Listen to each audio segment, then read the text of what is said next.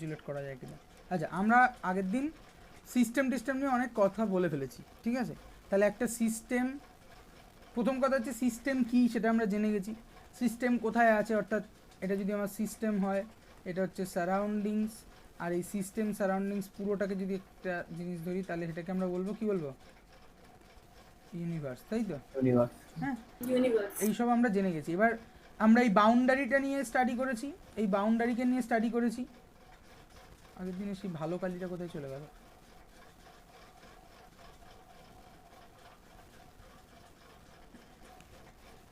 এই যে এইটা।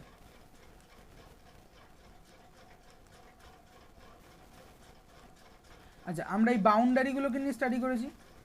তারপরে আমরা কি স্টাডি করেছি, সারাউন্ডিংস নিয়ে আমাদের খুব একটা স্টাডি করার দরকার নেই, আমরা সারাউন্ডিংস কি সেটা ডিফাইন করেছি, ইউনিভার্স কি সেটা ডিফাইন করেছি। চলে এসছি আমরা সিস্টেমে, কারণ আমাদের পয়েন্ট অফ ইন্টারেস্ট হচ্ছে এই সিস্টেমকে নিয়ে। হ্যাঁ, তো এই বা এরিয়া অফ ইন্টারেস্ট, সেখানে আমরা এই প্রথমে সিস্টেমকে সারাউন্ডিংসের থেকে আলাদা করছে বাউন্ডারি, তাহলে সেই বাউন্ডারি নিয়ে কথা বলেছি, কত প্রকার হয়, কী হয় না হয় সব বলেছি। তারপরে আমরা সিস্টেম নিয়ে কথা বলেছি, সেই সিস্টেম নিয়ে অনেক কিছু বলেছি, close system, open system, isolated system. তারপরে হাইড্রোস্ট্যাটিক সিস্টেম কাকে বলে সেটা বলেছি, মানে সিস্টেমের ইন্টারনাল ব্যাপারটাকে বলেছি, সেখানে pure substance, homogeneous substance, হেটারোজিনিয়াস substance, এসব বলে টলে ফেজ টেজ অনেক কথা বলেছি। তাহলে আমরা এই বেসিক জিনিসটা ডিসক্রাইব করে ফেলেছি। এইবার আমরা কি ডিসক্রাইব করবো, এই সিস্টেমের প্রপার্টিসকে, ঠিক আছে? প্রপার্টিসকে, এই প্রপার্টিসকে আমরা ডিসক্রাইব করতে যাবো। তার আগে আমাকে জানতে হবে যে প্রপার্টিস কাকে বলে। কাকে বলে প্রপার্টিস?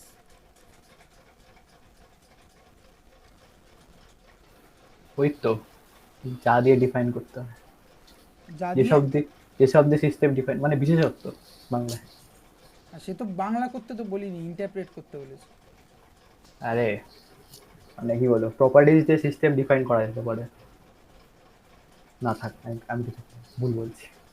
আচ্ছা, না না, আরে ভুল বলার কি আছে? প্রপার্টিস মানে হচ্ছে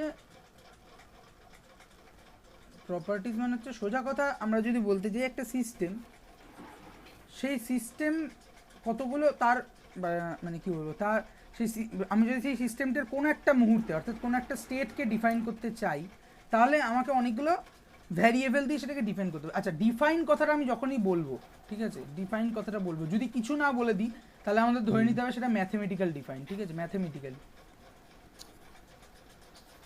অর্থাৎ আমরা একটা সিস্টেমের একটা পার্টিকুলার স্টেটকে, সেই সিস্টেমের স্টেটকে আমরা যখন ডিফাইন করতে যাব, ম্যাথমেটিক্যালি ডিফাইন করতে যাব, তখন আমাকে বেসিক্যালি একটা ম্যাথমেটিক্যাল ডিফাইন করছে মানে কি, ম্যাথমেটিক্যালি ফাংশন আনতে হবে। লেটসে সেই ফাংশনটা হচ্ছে আমার সাই, ঠিক আছে? এইভাবে সাই লিখলে আবার ঘাবড়ে যাওয়ার চান্স থাকতে পারে। সাই, এটা হচ্ছে আমার সাই।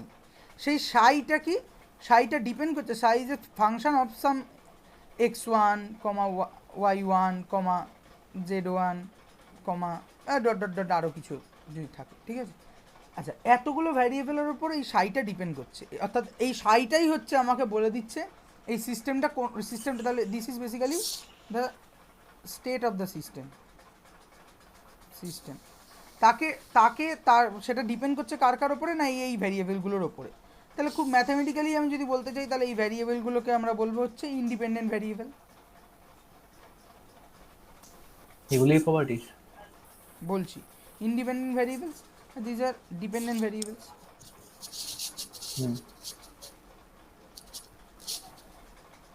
আচ্ছা, এইবার সোজা কথা হচ্ছে যে তাহলে একটা সিস্টেমকে আমরা যদি মানে দেখতে চাই, তাহলে এরকম আমরা একটা ম্যাথামেটিক্যালি ফাংশন ডেভেলপ করতে পারি, যেখানে অনেকগুলো ইন্ডিপেন্ডেন্ট ভ্যারিয়েবলের রেসপেক্টে ওই স্টেট অফ ফাংশনটাকে ডিফাইন করতে পারি। কিন্তু মজার কথা হচ্ছে, তাহলে এই যে সমস্ত ভ্যারিয়েবলগুলো পাবো বা প্যারামিটার্সগুলো পাবো, এই প্রত্যেকটা ভ্যারিয়েবলকেই কি আমি তাহলে প্রপার্টিস বলবো? উত্তর হচ্ছে না, বলবো না।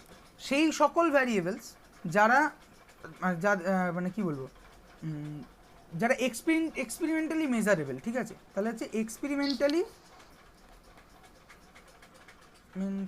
মেজারেবল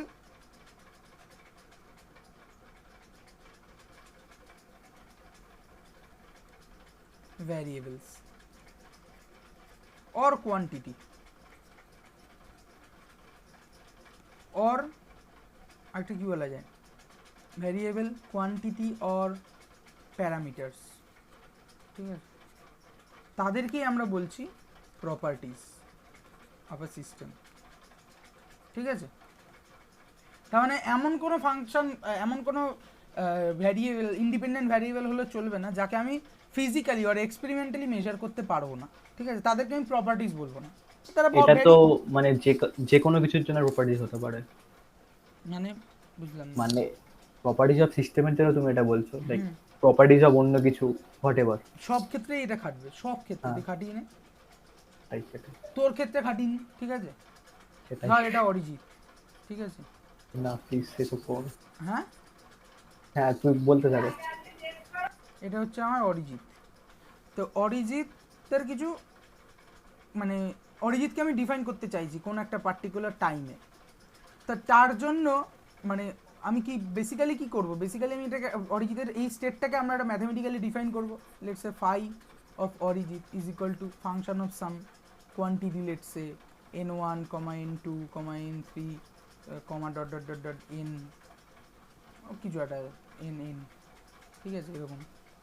তো এইভাবে আমরা ডিফাইন করব, বা এন অফ, আচ্ছা এগুলোকে এন না বলে এগুলোকে এক্স বলে দিই, তাহলে জিনিসটা কমপ্লিট লাগে দেখতে।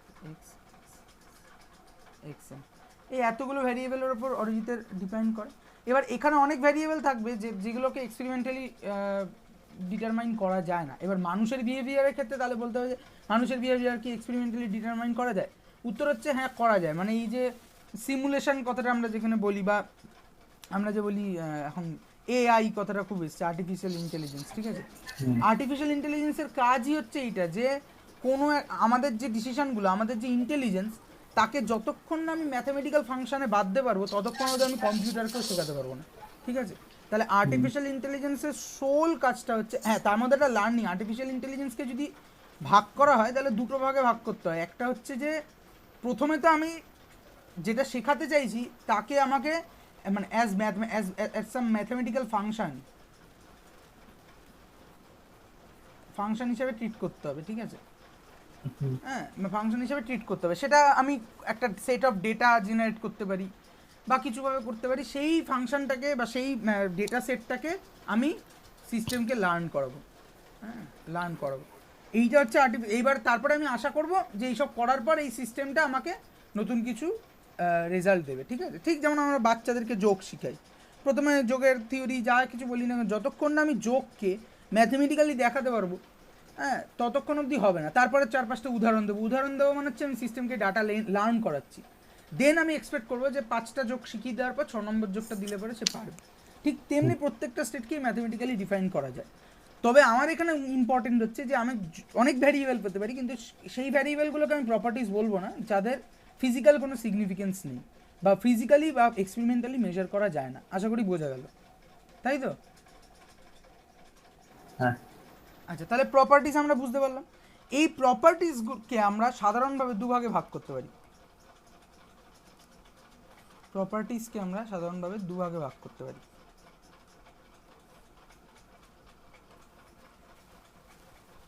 কি জানিস?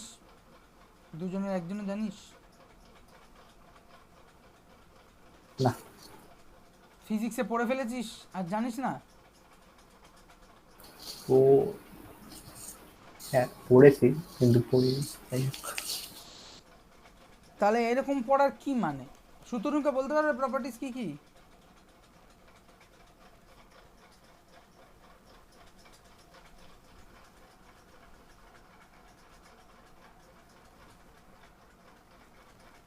ইন্টেন্সিভ আর এক্সটেন্সিভ।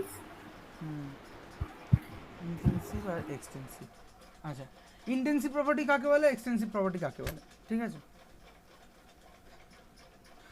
ইন্টেন্সিভ মানে হচ্ছে সোজা কথায় বলতে গেলে কোয়ান্টিটি ডিপেন্ডেন্ট। কোয়ান্টিটি ডিপেন্ডেন্ট বুঝতে না পারলে একটু পরে বোঝাচ্ছি। এই সরি, ইন্ডিপেন্ডেন্ট, কোয়ান্টিটি ইন্ডিপেন্ডেন্ট। আর এক্সটেন্সিভ হচ্ছে কোয়ান্টিটি ডিপেন্ডেন্ট। অর্থাৎ একটা সিস্টেমে কি পরিমাণ ম্যাটার আছে, আচ্ছা ম্যাটারের কোয়ান্টিটিকেই আমরা সোজা করে মাস বলি, তাই তো? তাহলে আমরা এইভাবে বলতে পারি মাস ইন্ডিপেন্ডেন্ট অ্যান্ড মাস ইন্ডিপেন্ডেন্ট। যাই হোক, যেটাই বলি না কেন, সোজা কথা হচ্ছে আমার একটা সিস্টেমে কি পরিমাণ ম্যাটার আছে সেই কোয়ান্টিটির ওপরে যে সমস্ত ফাংশন প্রপার্টিস ডিপেন্ড করে তাদেরকে আমরা ইন্টেন্সিভ ফাংশন বলি। আর এটা হচ্ছে আমার তাহলে যেগুলো ডিপেন্ড করবে এই কোয়ান্টিটির ওপর, আর যদি ডিপেন্ড না করে কি বলছি ইন্ডিপেন্ডেন্ট হলে ইন্টেন্সিভ, আর ডিপেন্ড করলে পরে হচ্ছে ডিপেন্ড করলে আমার এক্সটেন্সিভ প্রপার্টি। এবার আমরা বুঝবো কি করে, বোঝার খুব মানে বেসিক উপায় হচ্ছে যে আমি একটা সিস্টেম মনে মনে ভেবে নিই, ঠিক আছে, ভাবলাম।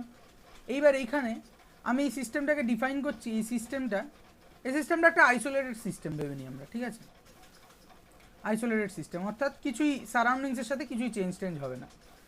এমত অবস্থায় আমি কিছু জিনিস ডিফাইন করি হচ্ছে যে এই সিস্টেমটার টেম্পারেচার হচ্ছে টি, তারপরে লেটসে কি বলবো, আর প্রেশার হচ্ছে পি, ভলিউম হচ্ছে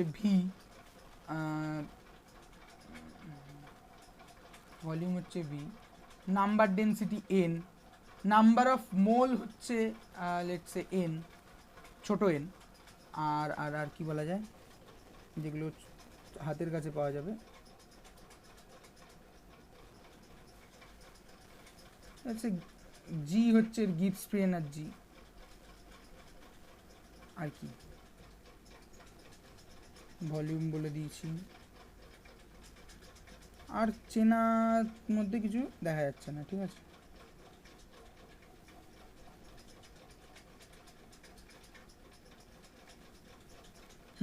আর চেনার মধ্যে এইগুলো, মাস্কেও আমি ধরতে পারি। আচ্ছা এইবার আমি কি করব, এই সিস্টেমটার এই প্রপার্টিগুলো আছে, এখানটা দেখিয়ে দিন, এই সিস্টেমটার এই প্রপার্টিগুলো আছে। এবার এই সিস্টেমটাকে আমি কনভার্ট করলাম, সেম সিস্টেম থাকলো, আমি সিস্টেমটাকে সমান হোক বা অসমান হোক মধ্যে কথা দুভাগে ভাগ করে দিলাম, এ আর বি। এবার আমরা একটা একটা করে দেখি। আচ্ছা এই যে এই সিস্টেমের মাস যদি এম ছিল, তাহলে এই এ পার্টটুকুর মাস কি তার মানে এমই থাকবে না তার থেকে আলাদা হবে?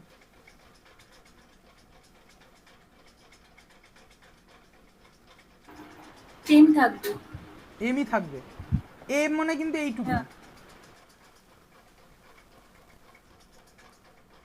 মানে আমি এই গোটা সিস্টেমটাকে বলবে, হ্যাঁ আরেকবার বলবে কি আমি বলছি, আমি একটা সিস্টেম নিয়েছি, আইসোলেটেড সিস্টেম একদম, ঠিক আছে, হ্যাঁ তার আমি কিছু প্যারামিটার বলেছি, তার মাস, সেই সিস্টেমটার মাস বলেছি M, temperature T, pressure P, volume V, N হচ্ছে নাম্বার ডেন্সিটি, সেটা কি পরে বলছি, এই ছোট এন হচ্ছে মানে এন মাথায় টেরা বেঁকা লাইন, এটা হচ্ছে নাম্বার ডেন্সিটি, আর এই ছোট এন হচ্ছে নাম্বার অফ মোল, জি হচ্ছে গিবস ফ্রি এনার্জি। এই মতো অবস্থায় আমি বলেছি যে আমি কী করলাম, এই সিস্টেমটাকে ভাগ করে দিলাম দুভাগে, একটা পার্টিশন বসিয়ে দিলাম। হ্যাঁ এইবার আমি দেখতে চাইছি যে এই গোটা সিস্টেমটার মাস ছিল এম, তাহলে এই এ পার্টটুকুর মাস কি এমই থাকবে না এমের থেকে আলাদা হবে? আলাদা হবে, আলাদা হবে, ঠিক তো? তো কম হবে না বেশি হবে? কম হবে, কম হবে। তাহলে এর প্রপার্টি লেটস আমি বললাম এম এ, আর তাহলে এটা এম বি হবে মাস, তাই তো? আচ্ছা টেম্পারেচার কি হবে, এই গোটা সিস্টেমটার টেম্পারেচার ছিল টি, তখন এর টেম্পারেচার কি হবে, বি পার্টের টেম্পারেচার কি হবে? একই থাকবে হয়তো, একই থাকবে, একই থাকবে, কারণ টেম্পারেচারের কোনো কোয়ান্টিটি ডিপেন্ডেন্স নেই বা মাস ডিপেন্ডেন্স নেই। হ্যাঁ 0 ডিগ্রি সেলসিয়াস উষ্ণতার একটা আইসক্রিম অর্ধেক করে যদি সুতনুকার অরিজিৎকে দেওয়া হয়, দুজনেই 0 ডিগ্রি সেলসিয়াস উষ্ণতার আইসক্রিম খাওয়া শুরু করবে, ঠিক আছে। তো যাই হোক, তাহলে এই যে মাসের ওপর, আচ্ছা আরেকটা প্রপার্টি দেখি, লেটসে ভলিউম, ঠিক আছে, ভলিউম কি হবে, এটার ভলিউম ভি ছিল, তাহলে এর ভলিউম কি এক থাকবে না আলাদা হবে? আলাদা হবে, ভি এ ভি বি। তাহলে এই মাস, ভলিউম, হ্যাঁ, তারপরে হচ্ছে নাম্বার অফ মোল, এইখানে যদি total number of mole N থেকে থাকে, তাহলে আমি এখানে ভাগ করে দিয়েছি, তাহলে এখানে নিশ্চয়ই এন এ থাকবে, এন বি থাকবে, তাহলে number of mole and gives free energy. এগুলো যেহেতু সোকল্ড মানে কম্পাউন্ড ফাংশন আর কি, সোকল্ড মানে কিছু সিম্পল ফাংশন, অর্থাৎ টেম্পারেচার, প্রেশার, ভলিউম, এদের বিভিন্ন রকম জিনিসপত্র করে এই ফাংশনগুলো কে পাওয়া যায়। ফলে এগুলোকে আমরা এমনি বুঝতে পারি, gives free energy it's a energy, একটা হোল টোটাল সিস্টেমের যা এনার্জি সেটা যদি জি হয় তাহলে সেই সিস্টেমটাকে ভাগ করলে তার এনার্জি কমতে বাধ্য, হুম তাই তো? তাহলে হচ্ছে আমার এই এনার্জিও হচ্ছে আমার ইয়ে হবে, মানে গিভস ফ্রি এনার্জির ক্ষেত্রে আমরা দেখতে পাবো যে এটা এক্সটেন্সিভ। তাহলে মাস, ভলিউম, হ্যাঁ, গিভস এনার্জি, নাম্বার অফ মোল, এরা সবাই হচ্ছে আমার extensive property. Extensive property. Whereas টেম্পারেচারই আপাতত পেয়েছি, যেটা আমার হচ্ছে ইন্টেন্সিভ। আমি এখনো প্রেশার নিয়ে কিছু কথা বলছি না, ঠিক আছে? আচ্ছা, এরপরে আমরা দেখি, এরপরে হচ্ছে আমরা নাম্বার ডেন্সিটি নিয়ে কাজ করি। Number density, what is that? Number density কী জিনিস? নাম্বার ডেন্সিটি হচ্ছে basically total number of mole divided by তার ভলিউম। বোঝা গেল? হুম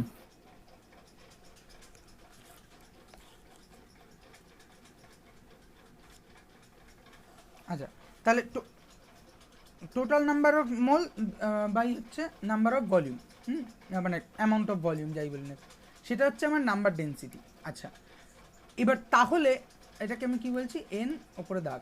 তাহলে এইটা এক্সটেন্সিভ হবে না ইন্টেন্সিভ হবে? দেখি কে বলতে পারে।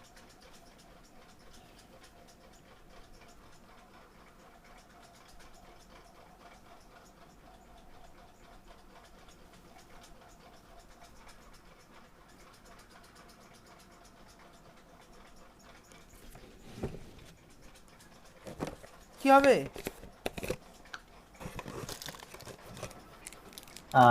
এমটা কি, ইন্টেন্সিভ না এক্সটেন্সিভ?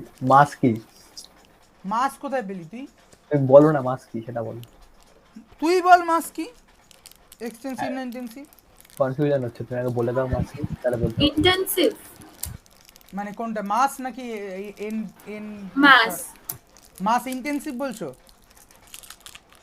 আচ্ছা, মাস তোমার কি কথা শুনে কোয়ান্টিটি? বোঝা যাচ্ছে সেটা এক্সটেন্সিভ। না না, মাস এক্সটেন্সিভ। হ্যাঁ, মাস এক্সটেন্সিভ। মাস কি সিস্টেমের কোয়ান্টিটির উপর ডিপেন্ড করে না, করে না?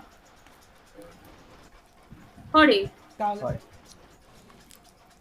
তো এটা এন, হ্যাঁ এম তো করে, তাহলে ইয়েও করবে, নাম্বার ডেন্সিটিও করবে। তাহলে অরিজিৎ কি বলছিস? হ্যাঁ, এটা কি? ডিপেন্ডেন্ট মানে এক্সটেন্সিভ। এটা এক্সটেন্সিভ, তাই তো?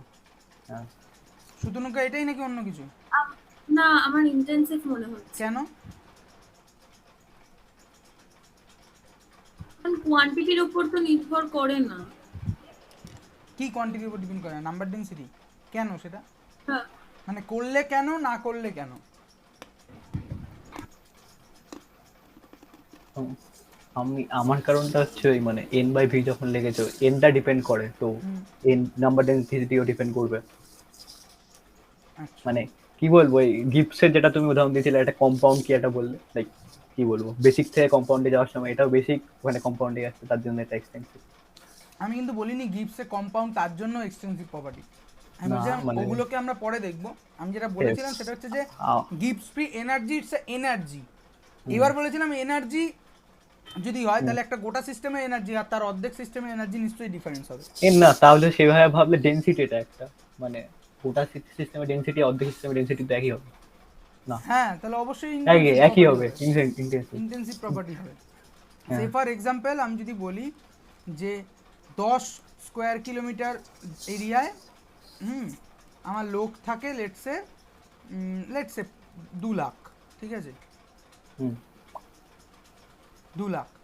এবার আমি এটাকে ভাগ করে দিলাম 5 একই স্কোয়ার থাকবে। কিলোমিটার এলাকায়, একই থাকবে। একই থাকবে, তাই না? তো এটাই হচ্ছে নাম্বার ডেন্সিটি। তাহলে নাম্বার ডেন্সিটি হচ্ছে ইন্টেন্সিভ। আচ্ছা, এখান থেকে আমরা বলতে পারি সেটা হচ্ছে আমার কিছু ইন্টেন্সিভ প্রপার্টি এবং এক্সটেন্সিভ প্রপার্টি, মানে properties of intensive property and extensive property, ঠিক আছে? সেটা হচ্ছে ratio of any ratio of two extensive property, two extensive property, তারা হচ্ছে ইন্টেন্সিভ। আরেকটা উদাহরণ দিতে পারবি কেউ এরকম, ratio of two extensive property but প্রপার্টিটা ইন্টেন্সিভ দিনের শেষে? কিছুক্ষণ আগে অরিজিৎ বললো নর্মাল ডেন্সিটি। রো। হ্যাঁ বলে রো মানে হচ্ছে mass by volume. Volume it's a extensive property, it's a extensive property, overall জিনিসটা ইন্টেন্সিভ।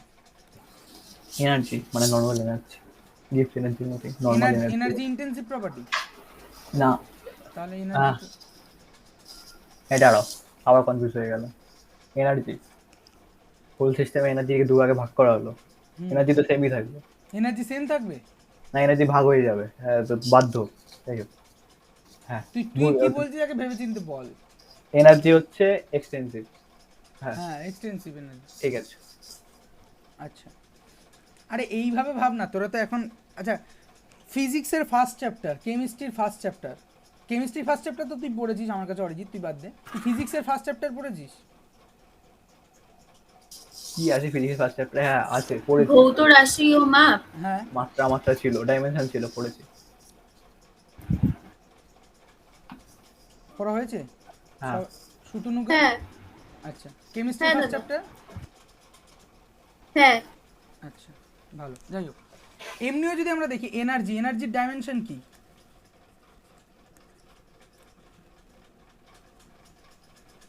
এনার্জি কি দিয়ে ডিফাইন করে জানো?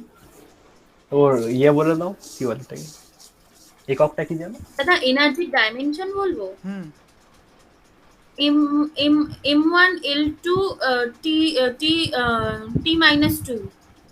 আচ্ছা, কিভাবে বের করলে? কি বললে? M L2 T⁻²। M1 L2 T to the one পাওয়ার তো লিখতে মাইনাস হয় না, যাই হোক। হ্যাঁ, M L² T⁻²। কি করে বের করলে? মানে তুমি জানো তাই বলছো, নাকি যে কোনো মুহূর্তে বের করে দিতে পারবে? বা তোমাকে যদি না মানে আমি বলবো হ্যাঁ হ্যাঁ বলো।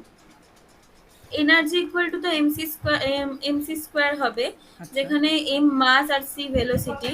Very good. ভেলোসিটি যদি সি হয় তাহলে ডিস্টেন্স আর টাইমটা ইনটু হয়ে যাবে, তো সেখান থেকে m0 l1 আর মানে t এটা মাস মাইনাস হলো, 1 আর বেরোবে। এটা ভেলোসিটি মানে হচ্ছে আমার L/T, তার পুরোটা হ্যাঁ। স্কোয়ার, তাহলে হচ্ছে M L² ভেরি গুড। আর অনেকভাবেই করা যায়, তাহলে এইটাও একদম রাইট হয়, ঠিক আছে। হ্যাঁ হ্যাঁ, কি বলছো বলো। তারপর ডাইমেনশনাল ফর্মুলা ভেলোসিটিটা বেরিয়ে গেল m0 l1 আর t মাইনাস 1।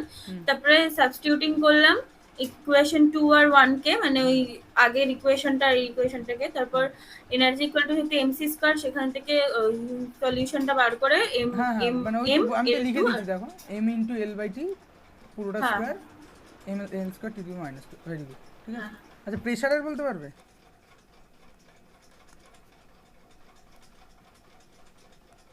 প্রেশারের ডাইমেনশন, প্রেশারকে কার সাথে রিলেট করবে?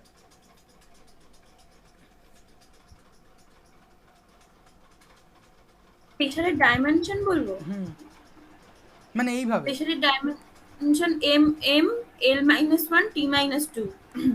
L-1 T-2। এবার কিভাবে পাবো? তো F/A না, প্রেসার ইকুয়ালস টু F/A। আচ্ছা, F/A, তারপর প্রেসার এফ এর হচ্ছে বলবো? MLT হ্যাঁ -2। এক সেকেন্ড দেখ, আগে সুতনুকা কি বলছে শুনে নি। প্রেসার তো ইকুয়াল টু হবে ফোর্স ইনটু এরিয়া। না, ফোর্স তো ইনটু না, ফোর্স বাই এরিয়া। হ্যাঁ ফোর্স বাই এরিয়া। হ্যাঁ ফোর্স বাই এরিয়া। তাহলে অ্যাক্সেলারেশন ইনটু মাস করলে ফোর্স হবে, তো সেদিক থেকে অ্যাক্সেলারেশন হ্যাঁ, অরিজিৎ এটাই ইকুয়ালস বলছিলি টু তো। যদি হ্যাঁ হ্যাঁ হ্যাঁ, তারপরে কি করব? অ্যাক্সেলারেশন হ্যাঁ বলো। ইকুয়াল টু যদি ভেলোসিটি আর টাইম ইনটু করে দিই, হুম। তাহলে সেখান থেকে ডাইমেনশনাল ফর্মুলা ফোর্সের ডাইমেনশনাল ফর্মুলা পেয়ে যাব। অ্যাক্সিলারেশন মানে কি? অ্যাক্সিলারেশন মানে হচ্ছে ভেলোসিটি বাই টাইম, তাই তো? হ্যাঁ ডিভাইডেড বাই এ থাকলো, তারপরে এখানে হচ্ছে আমার মাস, ভেলোসিটি মানে হচ্ছে আমার আবার কি সাম লেন্থ ইনটু ইনটু না, ডিভাইডেড বাই টাইম, তাহলে নিচে টাইম স্কোয়ার হয়ে গেল, ডিভাইডেড বাই এ মানে হচ্ছে L², তাহলে M হ্যাঁ L⁻⁻1 T², তাহলে আমি পাবো ML⁻²। হ্যাঁ, এই তো। ডাইমেনশন অ্যানালিসিস শিখলে অর্ধেক ফিজিক্স শেখা হয়ে যায়, ঠিক আছে। শিখেছো, ভালো লাগলো শুনে। যাই হোক, অনেক স্টুডেন্ট পারে না ডাইমেনশন অ্যানালিসিস করতে ঠিক করে। হ্যাঁ, যাই হোক, তাহলে এবার আমরা যদি এখানে বলতে চেষ্টা করি যে প্রেশার, আমি প্রেশার নিয়ে কোনো কথা বলিনি, প্রেশার ইন্টেন্সিভ হবে না এক্সটেন্সিভ হবে? আচ্ছা, যেটা বলতে গেছিলাম সেটা হচ্ছে যে এই যে এনার্জি যদি আমি দেখি, তাহলে এনার্জির ডাইমেনশন আমি যেই মুহূর্তে পেয়ে গেলাম, এনার্জির ডাইমেনশনে মাস আছে, which is A extensive property, তাই তো? হুম, তাহলে মাস আছে মানেই তো এটা খুব স্বাভাবিকভাবে এনার্জি এক্সটেন্সিভ প্রপার্টি হবে। আচ্ছা, এভাবে করলেও হয়। হ্যাঁ হ্যাঁ, প্রেশার এক্সটেন্সিভ প্রপার্টি হবে, হুম। তাই তো? এক্সটেন্সিভ প্রপার্টি হবে। আচ্ছা, কিছু প্রপার্টি থাকে যারা এক্সটেন্সিভও না, যারা ইন্টেন্সিভও না, যেরকম হচ্ছে এরিয়া। দাদা, প্রেশার কি ইন্টেন্সিভ হবে? প্রেশার এক্সটেন্সিভ হবে, আচ্ছা, মানে কেন, ইন্টেন্সিভ কোথাও লেখা আছে? না মানে ইন্টেন্সিভ না, আমার অ্যাকচুয়ালি একটা কনফিউশন ছিল। হ্যাঁ বলো, কি কনফিউশন? মানে ফোর্স পার ইউনিট এরিয়া তো হয় প্রেশার, হুম তো ওটা তো কোনো গ্যাসের যদি কোনো কন্টেইনারে যদি গ্যাস থাকে, হুম তো ওই ওয়ালের যে ভ্যারিয়েবলটা থাকে ওটা তো এক্সটেন্সিভ হবে, কিন্তু মানে কোয়ান্টিটির ওপর তো প্রেশার নির্ভর করছে। কোয়ান্টিটির ওপর প্রেশার, মানে আরেকবার বলো। আমি নিজেই বুঝতে পারছি না, মানে আমার মনে হচ্ছে যে ফোর্স পার ইউনিট এরিয়া তো না, প্রেশার হচ্ছে। আমি বলছি তোমার কনফিউশনটা কোথায়, সেটা আমরা বলতাম। সেটা হচ্ছে যে আমি প্রেশারকে ইন জেনারেল বলছি, আমরা যদি দেখি প্রেশারকে ইন জেনারেল, তুমি যেটা বলছো সেটা হচ্ছে ফর এ পার্টিকুলার, মানে একটা গ্যাস এনক্লোজড আছে, তাই বলছো তো? একটা সিস্টেমের মধ্যে একটা গ্যাস হ্যাঁ হ্যাঁ হ্যাঁ হ্যাঁ হ্যাঁ, এনক্লোজড এটাই আছে, বলতে চাইছি। তার পার্টিকেলগুলো ছোটাছুটি করছে, ঠিক আছে? তো ছোটাছুটি করে গিয়ে সে এখানে ধাক্কা মারছে। এবার যদি আমি সিস্টেমটাকে ভাগ করে দিই, তাহলে পরে কি হবে? তাহলে হ্যাঁ সেটা ছোটাছুটি পরিমাণে একই থাকবে সব, মানে দিনের শেষে ইয়েটা আমাকে কি দেবে, কি বলে ওটা না, হুম ইন্টেন্সিভ প্রপার্টি দেবে, হ্যাঁ, ভাগ করে নিলে, সেটা ঠিক কথা। কিন্তু ইন জেনারেল আমি যদি প্রেশার নিয়ে কথা বলি, প্রেশারের মধ্যে একটা মাস, এই যে আমি ফোর্স বলছি, আচ্ছা এইখানে যদি আমি এবার অন্যভাবে একটু বলি, যে আমার এইখানে যে এরিয়াটা, সেই এরিয়াটা যদি সাইমালটেনিয়াসলি না কমে, মানে বোঝা গেল আমি কি বলতে চাইছি? আশা করি বোঝা গেল না। আমি বলতে চাইছি যে এর যে সারফেস, আমার এর যে সমগ্রতলের ক্ষেত্রফল ভেতরটার, ঠিক আছে? এবার সাধারণভাবে হ্যাঁ আমরা সেই ছোটোবেলায় অঙ্ক করতাম না, ছোটোবেলায় ক্লাস 10-10ই করেছি, যে আমরা একটা জিওমেট্রিক্যাল শেপ নিয়েছি, একই সমগ্রতলের ক্ষেত্রফল বিশিষ্ট আরও কিছু জিওমেট্রিক্যাল শেপ তৈরি করেছি, ঠিক আছে? তার জন্য ভলিউমটা কি চেঞ্জ হচ্ছে না হচ্ছে, এটা আমরা করেছি তো। হ্যাঁ মানে বোঝা গেল না নাকি? না বোঝা গেলে বলবে। আমি বলতে চাইছি যে লেটসে আমার একটা ভলিউম আছে, ভি ভলিউম, ঠিক আছে? ভি ভলিউমের একটা ক্লে আছে, মাটির দলা আছে, সেইটা দিয়ে আমি বিভিন্ন জিওমেট্রিক্যাল শেপ যদি তৈরি করি, তাহলে বিভিন্ন জিওমেট্রিক্যাল শেপের জন্য তার যে সারফেস এরিয়া হবে, ইন্টারনাল সারফেস এরিয়া, সেটা সেম হবে না ডিফারেন্ট হবে? সেম। সেম হবে, শিওর? দাদা আরেকবার বলবো, আসলে আমার না লাইনটা মানে আচ্ছা আচ্ছা, কেমন একটা ঘিচ ঘিচ করছে। আচ্ছা, গিজগিজ করছে, সেটা কি কারণ? আমার ফ্যানের জন্য? কি অরিজিতেরও কি তাই করছে? না, আচ্ছা, ফ্যান অফ করে দিয়ে দিই। আচ্ছা, ঠিক হলো কি?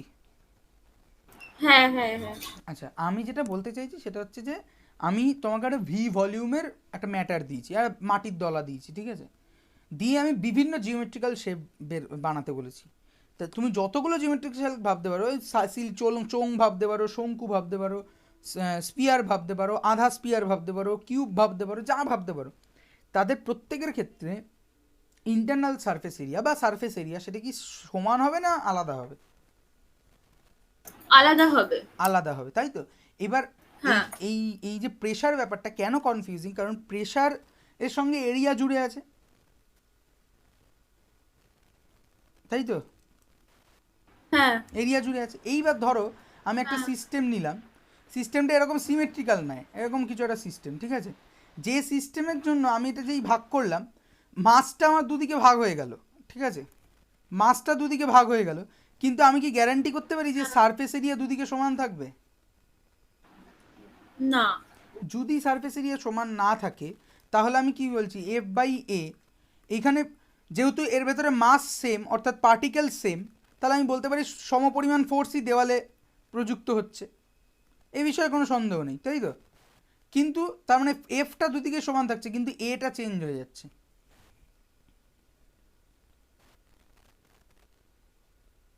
তাই তো?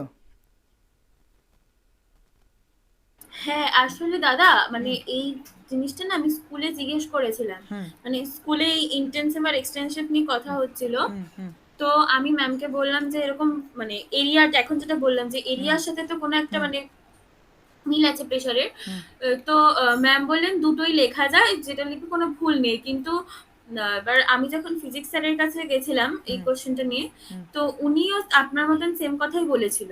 হুম তো ম্যামকে কি আমি পরের দিন বলেছিলাম, উনি আর আমার কথাটার উত্তর দেননি। তো উনি আবার পরের দিন বলেছে যে কেমিস্ট্রি আর ফিজিক্সের ক্ষেত্রে দুটো আলাদা জিনিস হয়। এটা একটুখানি কনফিউশন লাগলো, কারণ না না না, এটা প্রেশার আবার আলাদা। কেমিস্ট্রি না ফিজিক্সে আলাদা।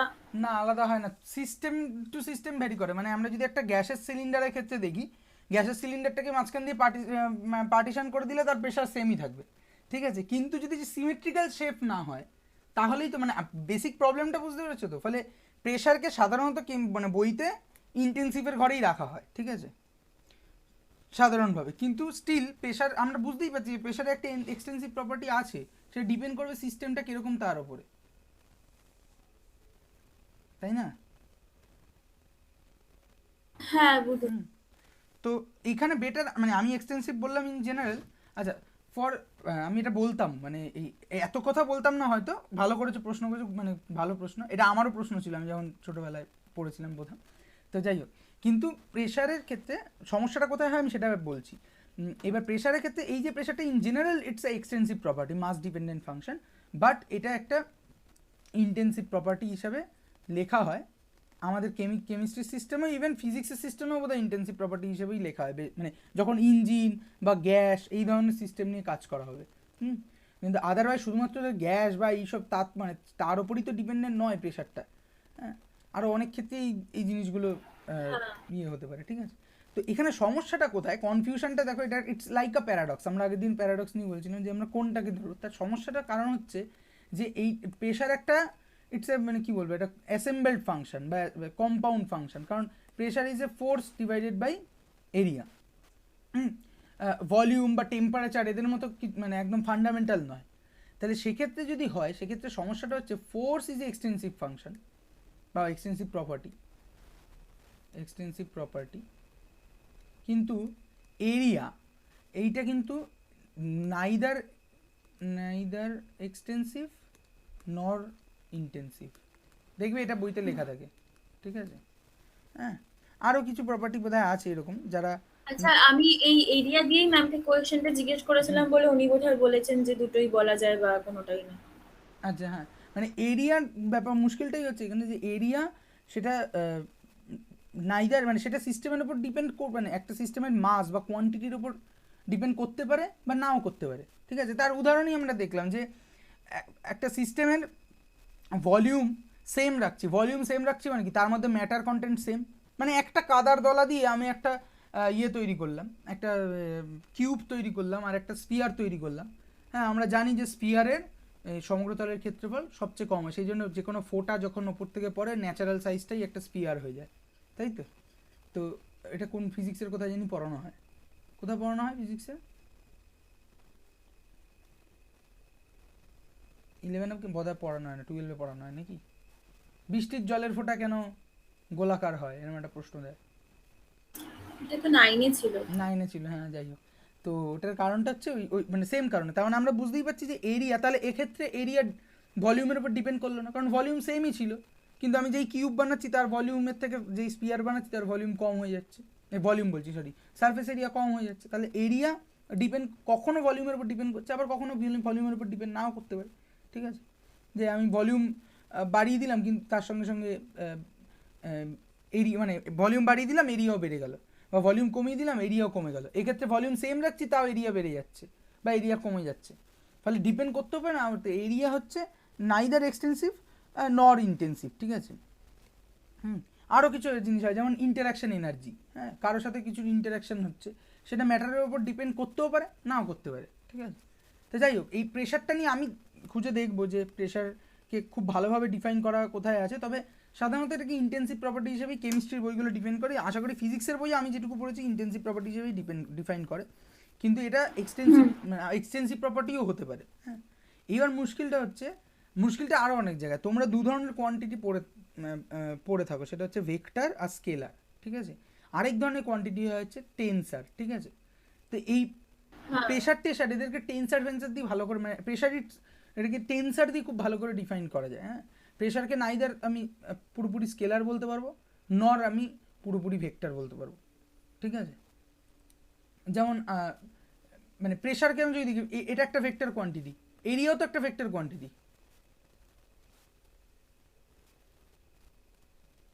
তাই না? Area vector. হ্যাঁ, এরিয়া ভেক্টর কোয়ান্টিটি। হ্যাঁ দাদা, টেনশনের ব্যাপারটা জানি, হ্যাঁ মানে এরিয়া অল্প ভেক্টর। হলেও জানি, কারণ ওই ওই আমাদের মানে পড়েছিলাম এক জায়গায়, কারকুট বা কিরকুট প্রেশার টেন্সার বলে কিছু একটা পড়েছিলাম।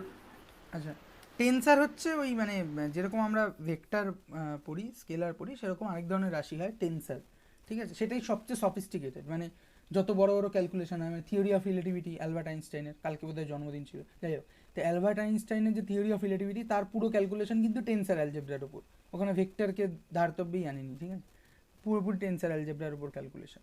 যাই হোক, তো বেসিক্যালি আমি তাও এটাকে দেখবো এটার কোনো কংক্রিট উত্তর তোমাদেরকে দেওয়া যায় কিনা, কিন্তু আপাতত আমরা এটাকে মানে ইন্টেন্সিভ ধরেই চলতে পারি, ঠিক আছে। কিন্তু মনে মনে জানবো এটা এক্সটেন্সিভও হতে পারে, ঠিক আছে।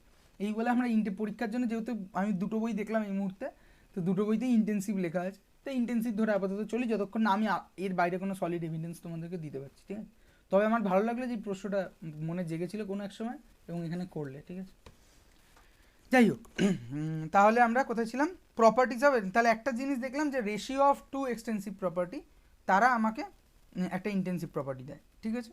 আচ্ছা, একটা এক্সটেন্সিভ প্রপার্টি তাকে যখন মাল্টিপ্লাইড আর ডিভাইড করা হয় উইথ সাম ইন্টেন্সিভ প্রপার্টি, তাহলে extensive property multiplied or divide, আচ্ছা এটাকে মাল্টিপ্লাইড এইভাবে না লিখি, শব্দে লিখি,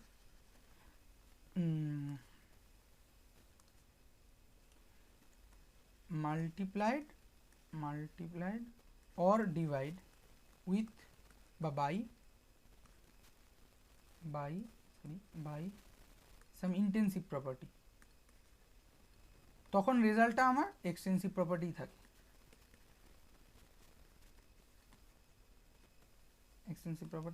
ঠিক আছে। আসলে আরও একটা জিনিস দেখার বিষয় আছে, এই যে আমরা বলছি না যে ধরো ডেনসিটি, ঠিক আছে, density is equal to mass by volume. এখন আমরা যদি ভালো করে দেখতে যাই তাহলে দেখবো যে এইখানে এই মানে মাস এবং ভলিউম এইগুলোর জন্য আর কি কোথাও গিয়ে মানে এইটাও একটা এক্সটেন্সিভ প্রপার্টি হিসেবে বিহেভ করছে, এটাও একটা এক্সটেন্সিভ প্রপার্টি, দুজনে অ্যাজ ইফ মানে কোয়ান্টিটির ওপর ডিপেন্ডেন্সটাকে সরিয়ে দিচ্ছে। এবার মানে যদি না সরাতে পারতো তাহলেই সমস্যাটা ঘটতো। এরিয়ার ক্ষেত্রে ওটাই সমস্যা হয়ে গেছে, এরিয়া যেহেতু নিজে এক্সটেন্সিভ প্রপার্টি নয়, হ্যাঁ, বা ইন্টেন্সিভ প্রপার্টিও নয়, সেহেতু ওটা বলা যাবে না যে অ্যাকচুয়ালি ঘটনাটা কী ঘটছে আপাতত এখানে। আমি জানি না এর কোনো সফিস্টিকেটেড উত্তর পাওয়া যাবে কিনা, আমি এটা অবশ্যই খুঁজে দেখবো, ঠিক আছে। হ্যাঁ, ছোটোবেলায় হাতে টুল ছিল না, তুমি প্রশ্নটা একবার জাগিয়ে দিলে মানে মানে কীভাবে তোমাদেরকে বোঝানো যায় সেটা খুঁজে দেখা যায়। এমনি প্রেশারকে টেন্সার হিসাবে দেখলে পরে একরকমভাবে দেখা যায়, কিন্তু সেটা বাদ দিয়ে।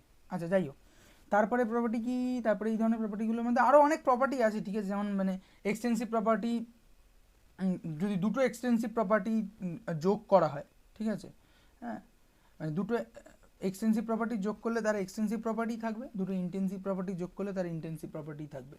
সেম মানে আমরা যদি একমাত্র ডিভিশনের ক্ষেত্রেই এই ডিপেন্ডেন্সিটা সরে যাওয়ার সম্ভাবনা আছে, আর কোনো ম্যাথামেটিক্যাল অপারেশনের ক্ষেত্রেই এই কোয়ান্টিটি ডিপেন্ডেন্সিটা সরে যাওয়ার জায়গা নেই। মানে আমরা যদি দেখি এই যে আমরা জি বলছিলাম, ঠিক আছে, এই জি বেসিক্যালি হচ্ছে এইচ মাইনাস টি এস, যেখানে এইচ হচ্ছে, এগুলো আমরা সব শিখবো, এনথ্যালপি, টি তো টেম্পারেচার, অ্যান্ড এস হচ্ছে এনট্রপি, ঠিক আছে। এবার জিকে আমরা যদি দেখতে চাই যে সেটা এক্সটেন্সিভ হবে না ইন্টেন্সিভ হবে, আমরা জেনে গেছি যেহেতু এটা গিবস ফ্রি এনার্জি, জি হচ্ছে আমি লিখে দিই গিবস ফ্রি এনার্জি, এনার্জি, ঠিক আছে। এবার এখানে যদি আমরা দেখতে চাই তাহলে আমার গোটা কোয়ান্টিটি টেম্পারেচার আমরা জানি এটা হচ্ছে আমার ইন্টেন্সিভ, তাই তো? হ্যাঁ এটা হচ্ছে আমার ইন্টেন্সিভ প্রপার্টি। Entropy extensive. এটা এই মুহূর্তে আমরা জানি না, কিন্তু আমি বলে দিচ্ছি, আপাতত মেনে নাও, দুদিন পরে নিজেই দেখতে পাবে। এইচ হচ্ছে, আবার এইচ যদি কে লিখি, H equal to U plus PV, হ্যাঁ, যেখানে ইউ হচ্ছে আমার ইন্টারনাল এনার্জি আর পিভি হচ্ছে পিভি ওয়ার্ক। এগুলো সব আমরা দেখবো, আমি আপাতত বলার জন্য বলছি। এখানে যদি পিভি এই গুণফলটাকে ভালো করে যদি খেয়াল করি, হ্যাঁ, প্রেশার ইন্টু ভলিউম, প্রেশারের ইন হচ্ছে M L to the power minus two T to the power minus two, তাই তো, M L to the power minus one T to the power minus two into volume হচ্ছে আমার L cube, তাহলে M L square T to the power minus two. এটা কার dimension?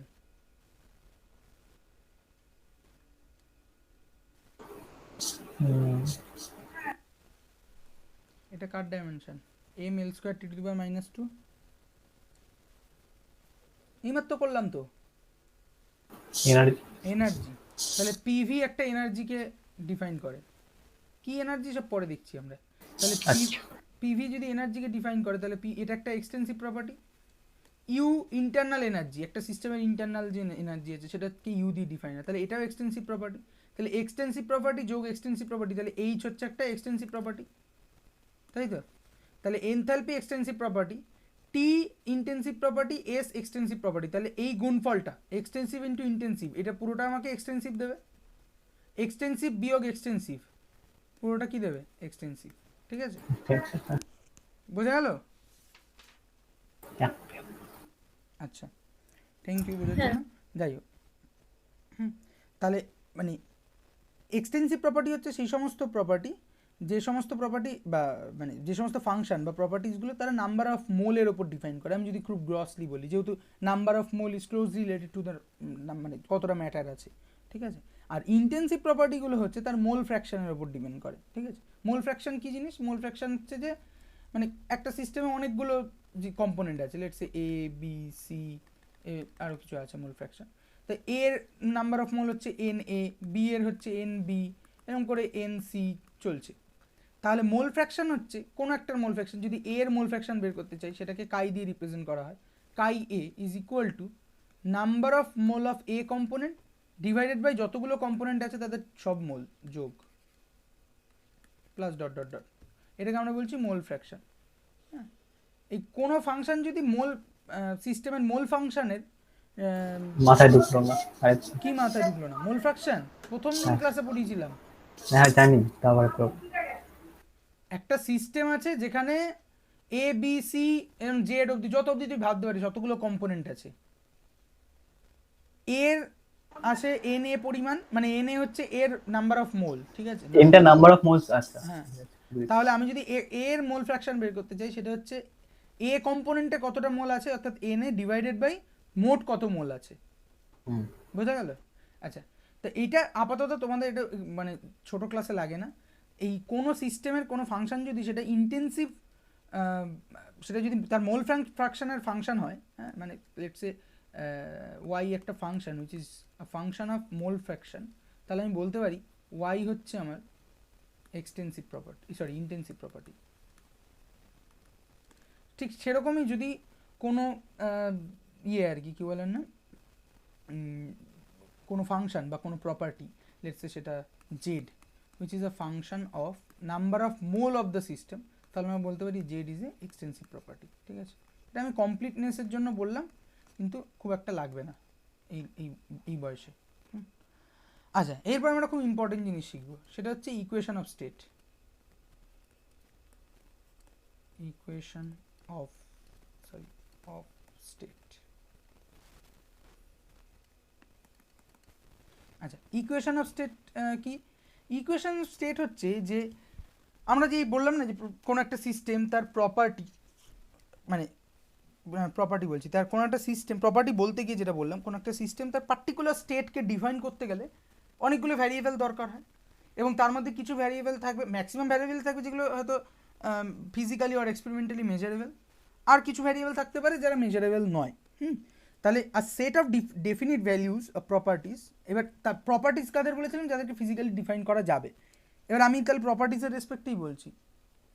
A set of definite values of properties of a system gives a particular state of the system. তার মানে কি, কোনো একটা গ্যাস, আইডিয়াল গ্যাস, আইডিয়াল গ্যাসের equation কি?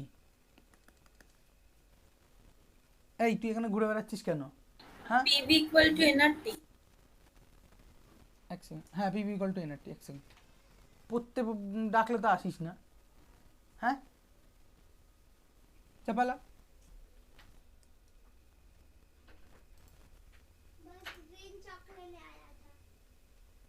এখন নিতে হবে না। আচ্ছা যাই হোক, আইডিয়াল গ্যাসের ইকুয়েশন হচ্ছে PV is equal to nRT.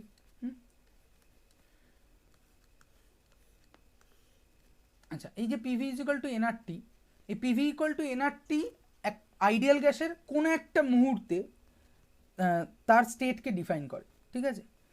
এখানে ভ্যারিয়েবল হচ্ছে, আমরা আগের দিন এটা দিয়েই কথা বলা বোধহয় শেষ করেছিলাম, N, T, V and P, তাই তো? এরা সবাই হচ্ছে ভ্যারিয়েবল। তাহলে যে কোনো একটা ভ্যারিয়েবল, লেটস সে পি এর রেসপেক্টে আমি যদি ইকুয়েশনটা লিখি, N R T by V, তাই তো? তাহলে P is a function of N number of mole, temperature and volume, তাই তো? অর্থাৎ আমি যদি একটা 3 ডাইমেনশনাল প্লট ভাবি, ঠিক আছে, এখানেই অরিজিৎ জিজ্ঞেস করছিল 3 ডাইমেনশনের বেশিও প্লট হয় নাকি। যাই হোক, তো 3 ডাইমেনশন যদি একটা প্লট ভাবি আমি,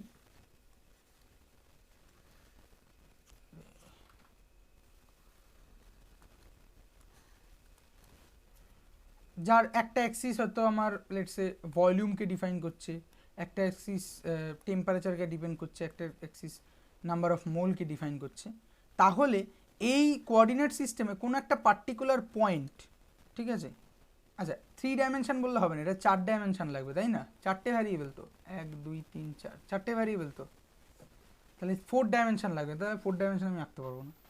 আঁকো আঁকো আঁকো। হ্যাঁ না না, আঁকো আঁকো 4 ডাইমেনশন আঁকবো, আঁকো আঁকো, দেখতে চাই। 4 ডাইমেনশন তো আঁকতে পারবো না, তার জন্য 4 ডাইমেনশন আমি আঁকতে পারি অন্য ব্যবস্থা করে, ভ্যারিয়েশন সেপারেশন অফ ভ্যারিয়েবল করে পোলার কোঅর্ডিনেটে নিয়ে গিয়ে আঁকতে হবে। যাই হোক, না অত কিছু না, সিম্পলি আঁকো, জাস্ট কেমন দেখতে লাগে। আঁকা যায় না, যাই হোক, আমি ফিজিক্যালি আমি কি করে আঁকতে পারবো, আঁকতে পারবো, যাই হোক। আচ্ছা, তো তার মানে একটা 4 ডাইমেনশন কোঅর্ডিনেট সিস্টেম যদি হয় আমার, সেই 4 ডাইমেনশন কোঅর্ডিনেট সিস্টেমে কোনো একটা পার্টিকুলার পয়েন্ট এই আইডিয়াল গ্যাসের স্টেটকে ডিফাইন করবে, তাই তো?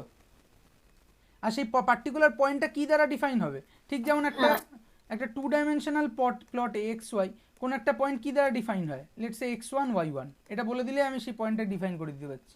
ঠিক তেমনি এই পয়েন্টটা ডিফাইন হবে কার দ্বারা? না n1, let's say n1, t1 and v1, এইগুলো বললে পরে তবে এটা ডিফাইন হবে, ঠিক আছে? অ্যান্ড p1ও থাকবে, এইগুলো হচ্ছে ইন্ডিপেন্ডেন্ট ভ্যারিয়েবল, অ্যান্ড তার রেসপেক্টে একটা p1ও থাকবে হুইচ ইজ ডিপেন্ডেন্ট। তাহলে এই যে এটা থেকে আমরা বুঝতে পারলাম যে একটা স্টেট কী করে ডিফাইন করা হচ্ছে। তার মানে খুব সোজা করে বলতে গেলে an equation or some mathematical relation, ইকুয়েশনকে তো ম্যাথামেটিক্যাল রিলেশনই বলে, তাহলে একটা ম্যাথামেটিক্যাল রিলেশন যেটা একটা সিস্টেমের যে প্রপার্টিসগুলো আছে সেই প্রপার্টিসগুলোকে এমনভাবে রিলেট করে যে তারা ওই সিস্টেমটা ডিফারেন্ট স্টেটস অর মানে কী বলবো ইকুইলিব্রিয়াম না, এইভাবে বলা থেকে বলা ভালো হচ্ছে, আচ্ছা এইভাবে বলার চেষ্টা করি, an equation that relates different state of a system at equilibrium is called equation of state. অর্থাৎ ইকুইলিব্রিয়ামের কনসেপ্ট আমি দিতে চাইছিলাম না এখন, কারণ ইকুইলিব্রিয়াম আমরা এর পরে শিখবো। আচ্ছা ধরে নিই কোনো একটা ইকুইলিব্রিয়াম একটা বিশেষ অবস্থা, সেই অবস্থায় দাঁড়িয়ে কোনো একটা সিস্টেমের যতগুলো আমার প্রপার্টিজ আছে, প্রপার্টিজ যখন বলছি তখনই আমাকে ধরে নিতে হবে যে আমি ফিজিক্যালি মেজারেবল কোয়ান্টিটির কথা বলছি। তাহলে প্রপার্টিজ যতগুলো আছে সেই প্রপার্টিজগুলো যে ইকুয়েশন দ্বারা রিলেট করলে পরে সেই সিস্টেমটার কোনো একটা স্টেটকে ডিফাইন করা যায়, সেই particular mathematical function or mathematical relation, হ্যাঁ, সেটাকেই আমরা বলছি হচ্ছে তার ইকুয়েশন অফ স্টেট। হ্যাঁ, ঠিক যেমন PV is equal to NRT or some ideal gas equation হচ্ছে পিভি ইকুয়াল টু এনআরটি। আর রিয়েল গ্যাসের ইকুয়েশন কি? রিয়েল গ্যাসের অনেক ইকুয়েশন আছে, ভ্যান ডার ওয়ালসটাই বলো, কে বলতে পারবে? ইয়ে তো এখনও গ্যাস পড়েনি, ফিজিক্সে পড়ে থাকলে বলতে পারবে, অরিজিৎ না তো পারবে না। আর সুতনুকা বলো, ভ্যান ডার ওয়ালস গ্যাসের ইকুয়েশন কি? পড়েছি, ভুলে গেছি। সুতনুকা মনে আছে? দাঁড়াও দাদা বলছি, P plus two V two V minus N B equal to inactive. P plus N square A by V square হ্যাঁ হ্যাঁ হ্যাঁ, V V square minus N B V equal minus two N B equal to inactive. Inactive. ঠিক আছে, আচ্ছা এখানে এ আর B এদের মানে কি?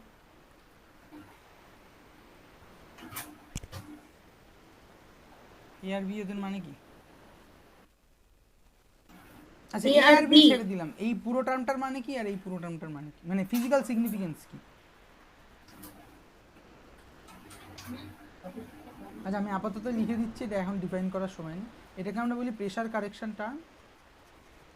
না প্রেসার, এ আর বি কি ম্যাগনিটিউড হবে, মানে মান হবে, মানে না এই পুরো টার্মটাকে বলা হয় প্রেসার কারেকশন টার্ম, ঠিক আছে?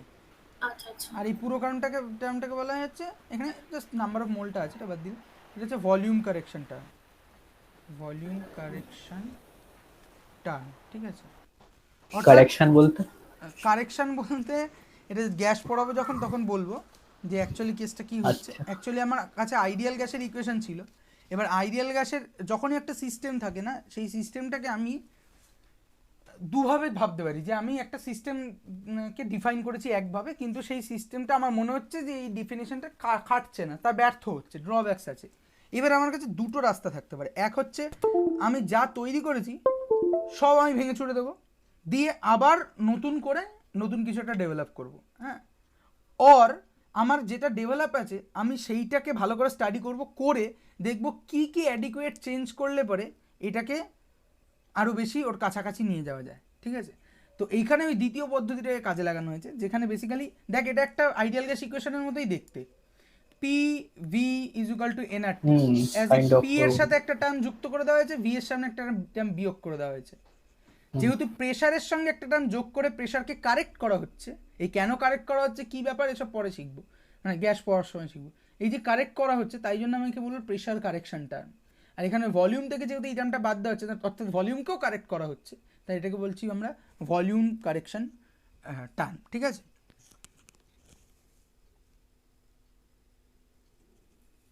প্রশ্ন আছে কিছু?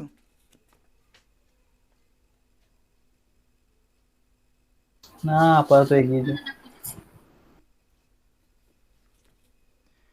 আর এ আর বি এর কথা সুতনুকা জিজ্ঞেস করছিলে, এ আর বিটা কি? এ আর বি হচ্ছে বেসিক্যালি মানে বলা হয় ভ্যান্ডার ওয়ালস কনস্ট্যান্ট, ঠিক আছে? হ্যাঁ, ভ্যান্ডার ওয়ালস কনস্ট্যান্ট, ঠিক আছে?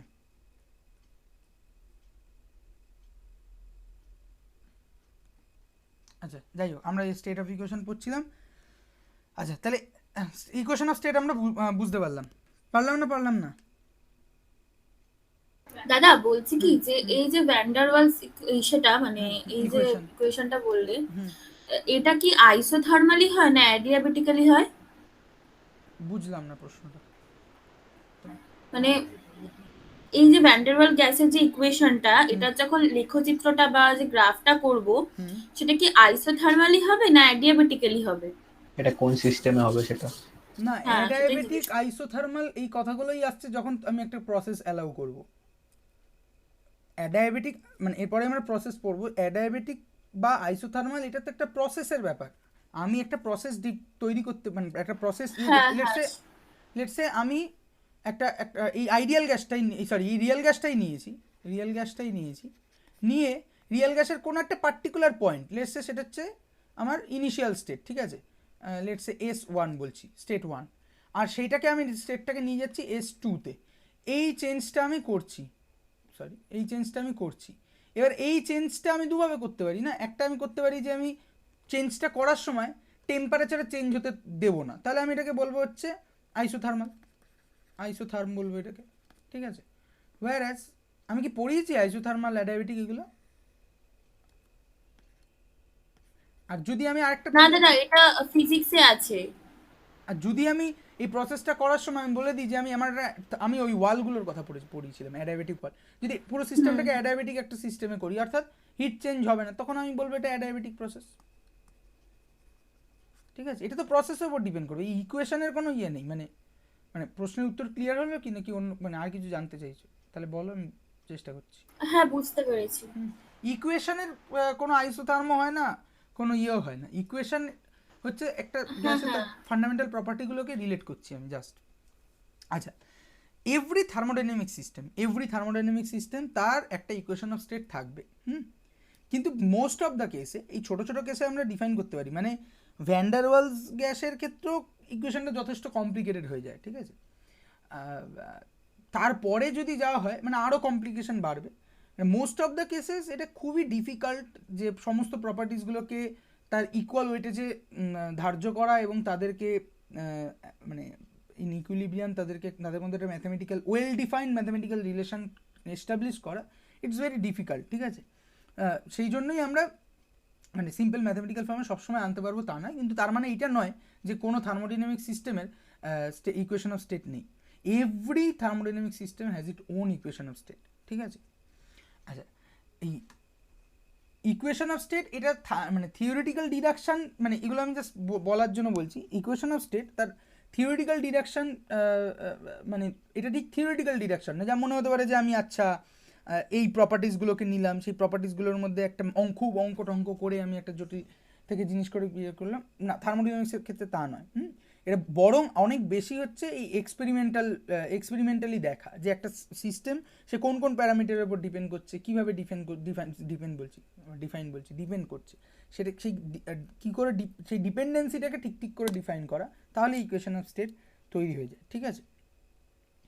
আচ্ছা, আর এই মানে ইকুয়েশন অফ স্টেটের মাইক্রোস্কোপিক বেসিস সেটা নিয়ে যদি কথা বলতে হয় তাহলে আমাদেরকে থার্মোডিনামিক্সের আরেকটু অ্যাডভান্স পার্ট, সেটাকে আমরা বলি স্ট্যাটিস্টিক্যাল থার্মোডিনামিক্স, অর্থাৎ thermodynamics with the help of statistical mechanics. সেটা দিয়ে আমরা অ্যাকচুয়ালি একটা ইকুয়েশন অফ স্টেটের what is the basis of equation of state, মানে সেটা কী বলবো মাইক্রোস্কোপিক্যালি কোথা থেকে অরিজিনেট করছে সেটা আমরা বুঝতে পারি। সেটা আমাদের এখন দেখার কথা নয়।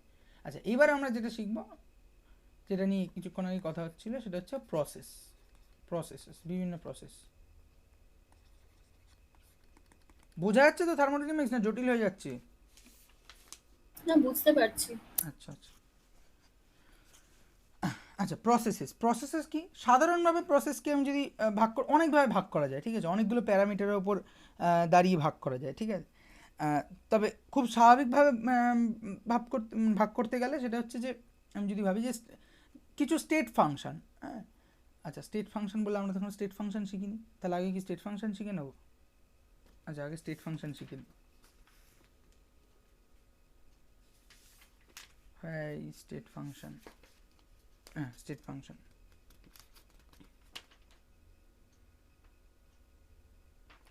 আচ্ছা, স্টেট ফাংশন হচ্ছে বেসিক্যালি আমার দুটো, আচ্ছা প্রসেস তাহলে আমরা পরে শিখছি, আপাতত আমরা আগে স্টেট ফাংশন শিখিনি। State function and path function, সোজা কথা হচ্ছে এই যে আমরা প্রপার্টিসগুলো শিখলাম অর্থাৎ ফাংশনসগুলো শিখলাম, সেগুলোকে আমরা ভাগ করব। কীভাবে ভাগ করব? কিছুকে বলবো আমরা স্টেট ফাংশন আর কিছুকে বলবো পাথ ফাংশন, ঠিক আছে।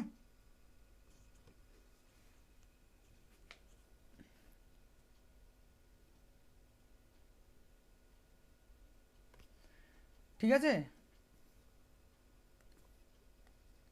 কোথায় চলে গেল সব? হ্যাঁ, আচ্ছা, কাকে বলছি? লেটসে আমি এই যে ইকুয়েশন অফ স্টেট বললাম, এই ইকুয়েশন অফ স্টেটে আমি আইডিয়াল গ্যাস ইকুয়েশন নিয়েই বলছি, PV is equal two nRT, ঠিক আছে। এবার আমি একটা কোনো স্টেটকে ডিফাইন করলাম এইভাবে, P1 V1, হ্যাঁ, N1, আচ্ছা এনটাকে আমি কনস্ট্যান্টই ধরে নিচ্ছি, ফলে এন আর লিখছি না, মানে একটা সিস্টেম নিয়ে কাজ করছি যেখানে এন আর কনস্ট্যান্ট, আর কনস্ট্যান্ট, ঠিক আছে। আচ্ছা, তাহলে P1 V1 অ্যান্ড T1 এর ওপর ডিপেন্ড করবে, তাই তো। এইবার আমি দুটো স্টেটকে ডিফাইন করছি, একটা হচ্ছে আমার লেটসে এ স্টেট আর একটা হচ্ছে আমার বি স্টেট। এবার এই এ স্টেটে আমি বললাম P1 V1 T1 আর বি স্টেট হচ্ছে P2 V2 T2, ঠিক আছে। এইবার আমি এই এ থেকে বিতে নানা রকমভাবে যাচ্ছি, এরকম ঘুরে যাচ্ছি, এরকম স্টেট যাচ্ছি,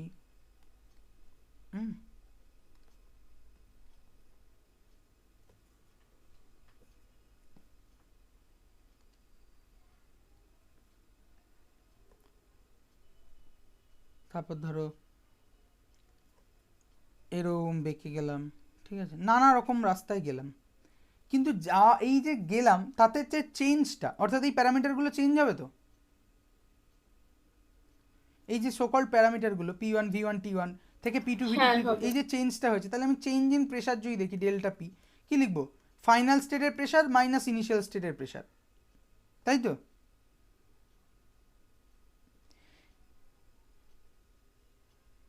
এই যে আমি এটা লিখতে পারছি তার কারণ হচ্ছে আমি যে পথেই যাই না কেন আমার ফাইনালি এই প্রেশার কোয়ান্টিটিটা অনলি ডিপেন্ড করছে যে তার ইনিশিয়াল স্টেট কি আর তার ফাইনাল স্টেট কি। অর্থাৎ এই ধরনের ফাংশন বা প্রপার্টিসগুলোকে আমরা বলি state property or state function of a system. বোঝা গেল?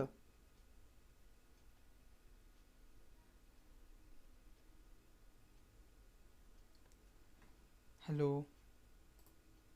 হ্যাঁ দাদা। হ্যাঁ এবার বোঝা গেল কি বললাম? অরিজিতে তো হ্যাঁ সারা দাদা। শব্দই পাওয়া যাচ্ছে না। তাহলে সোজা আসছি কথা, আছে। হ্যাঁ, যে সমস্ত সিস্টেম বা প্রপার্টি তারা অনলি, মানে সিস্টেম বলছি, যে সমস্ত ফাংশন বা প্রপার্টি তারা অনলি সিস্টেমটা কোন স্টেটে আছে সেই স্টেটের ওপর ডিপেন্ড করে, কিভাবে সেখানে গেছে তার ওপর ডিপেন্ড করে না, তাকে আমরা বলছি হচ্ছে স্টেট ফাংশন। ঠিক আছে, তার একটা খুব সুন্দর উদাহরণ হচ্ছে পোটেনশিয়াল এনার্জি। হ্যাঁ, পোটেনশিয়াল এনার্জি।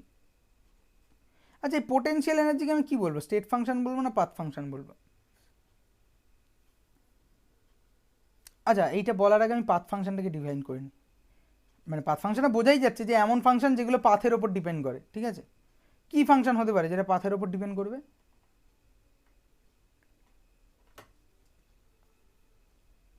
দুটো ওয়েল ডিফাইন্ড ফাংশন আছে যারা পাথ ফাংশন। দাদা আরেকবার বলবে গো, মানে কোনটা? পাথ ফাংশনটা কি বলছিলে, মানে আমি না মানে আচ্ছা, কেটে গেছিল। স্টেট ফাংশন হচ্ছে যে সমস্ত ফাংশন আর প্রপার্টিস অফ আ সিস্টেম তারা অনলি সিস্টেমটা কোন স্টেটে আছে তার ওপর ডিপেন্ড করে, নাকি সে কীভাবে ওই পাথে গেছে। যেমন আমি বলছি তো যে সিস্টেমটা এ পজিশনে এই স্টেটে ছিল, বিতে এই স্টেটে এলো, এবার সেটা অনেকভাবে যেতে পারে, কিন্তু তাতে করে এই প্রেশার, ভলিউম, টেম্পারেচার এদের পরিবর্তনটা সেম থাকলো। মানে যেভাবেই আসুক না কেন, ডেল্টা পি যদি আমি লিখি সেটা P2 মাইনাস P1ই হবে, ডেল্টা ভি যদি লিখি সেটা V2 মাইনাস V1ই হবে, ডেল্টা টি যদি লিখি সেটা T2 মাইনাস T1ই হবে। অর্থাৎ কোন পাথওয়েতে সিস্টেমটা এ স্টেট থেকে বি স্টেটে যাচ্ছে তার উপর এটা ডিপেন্ডই করছে না, অনলি ডিপেন্ড করছে এ স্টেটটা কোথায় আর বি স্টেটটা কোথায়। বোঝা গেল? বলছি হুম, পাথ ফাংশন কি মানে তাপ কি পাথ মানে heat path function? Obviously heat path function হবে। তার মানে পাথ ফাংশন কাকে বলবো তাহলে? যেখানে এটা একটা ওই রাস্তার উপর ডিপেন্ড হ্যাঁ, মানে পাথের উপর ডিপেন্ড করে। পাথের ওপর ডিপেন্ড করবে। ঠিক আছে, তাহলে আমি বুঝতেই পারছি যে আমার ওয়ার্ক বা নর্মাল এনার্জি সেটা যদি আমি দেখি তাহলে এই পাথওয়েতে, যদি আমি তো সাইকেল চালানোর কথাই বলি, এই রাস্তায় সাইকেল চালিয়ে যেতে পারি, সেই রাস্তায় সাইকেল চালিয়ে যেতে পারি, সেই রাস্তায় সাইকেল, অবভিয়াসলি একজন চাইবে এই রাস্তায় সাইকেল চালিয়ে যেতে। দাদা স্টেট কোয়ান্টিটি কি হবে পাথ ফাংশন? কোয়ান্টিটি মানে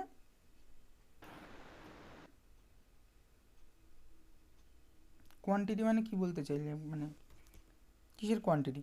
নাম্বার অফ মোলস? হ্যাঁ। হ্যাঁ, তুমি বলো না, নাম্বার অফ মোলস। একটা সিস্টেম সে কোনোভাবে এ থেকে বিতে যাচ্ছে, এটা N1 মোল থেকে N2 মোলে যাচ্ছে। ঠিক আছে, N1 মোল থেকে N2তে যাচ্ছে। এবার এই যাওয়ার প্রসেসটা কি, মানে কিভাবে যাচ্ছে সেটা যদি আমি ডিফাইন করতে চাই, প্রথম কথা হচ্ছে যে নাম্বার অফ মোল ইনক্রিজ করছে মানে তার নিশ্চিতভাবে তাতে মাস ইনক্রিজ করছে।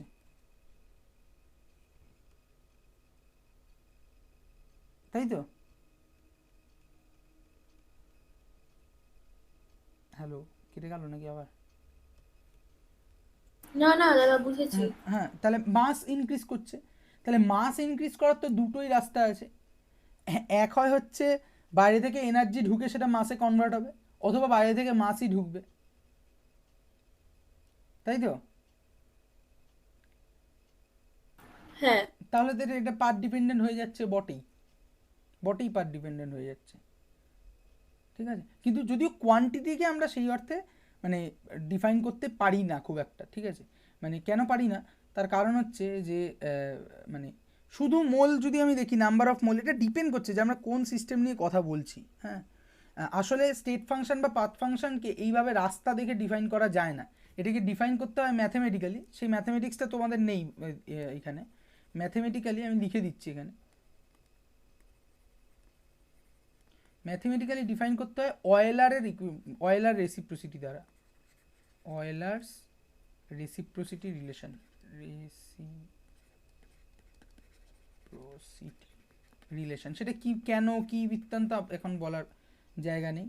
আমার ইচ্ছা আছে একদিন ক্লাসিক্যাল থার্মোডিনামিক্সের যে অঙ্কগুলো দরকার হয় সেই অঙ্কগুলোকে নিয়ে একটা ক্লাস, না আমি আগে থার্মোডিনামিক্সটা মোটামুটি একটা শেষ করে নিই, তারপর ইচ্ছে আছে যে ওই ম্যাথামেটিক্সগুলোকে একটু ডেভেলপ করে দেওয়া, ঠিক আছে, মানে যাতে অন্তত বুঝতে সুবিধা লাগে। যাই হোক, অয়েলার্স রেসিপ্রোসিটি রিলেশনটা কি, বেসিক্যালি যদি কোনো একটা ফাংশন, লেটস এরকম জেড একটা ফাংশন, যেটাকে আমি ডিফাইন করতে চাইছি সে স্টেট ফাংশন না পাথ ফাংশন, ঠিক আছে, তাহলে জেড একটা ফাংশন যেটা which is a function of X and Y, এটা যদি হয় তাহলে আমি তখনই জেডকে একটা স্টেট ফাংশন বলবো যখন del two Z of partial derivative করা হয়েছে দুজনেরই। হ্যাঁ তাহলে এটা বোঝা যাবে আশা করি, del two Z del Y del X is equal to del two Z del X del Y, ঠিক আছে। এই রিলেশনটা যদি স্যাটিসফাই হয় তখন আমরা বলতে পারবো ইটস আ স্টেট ফাংশন, ঠিক আছে। তার মানে এটা মোরললেস ওই পাথ দেখে বলা যে পাথের ওপর ডিপেন্ড করছে কিনা, তার থেকে অনেক বেশি হচ্ছে যে অঙ্ক কষে বের করা যাচ্ছে কিনা, তাই না?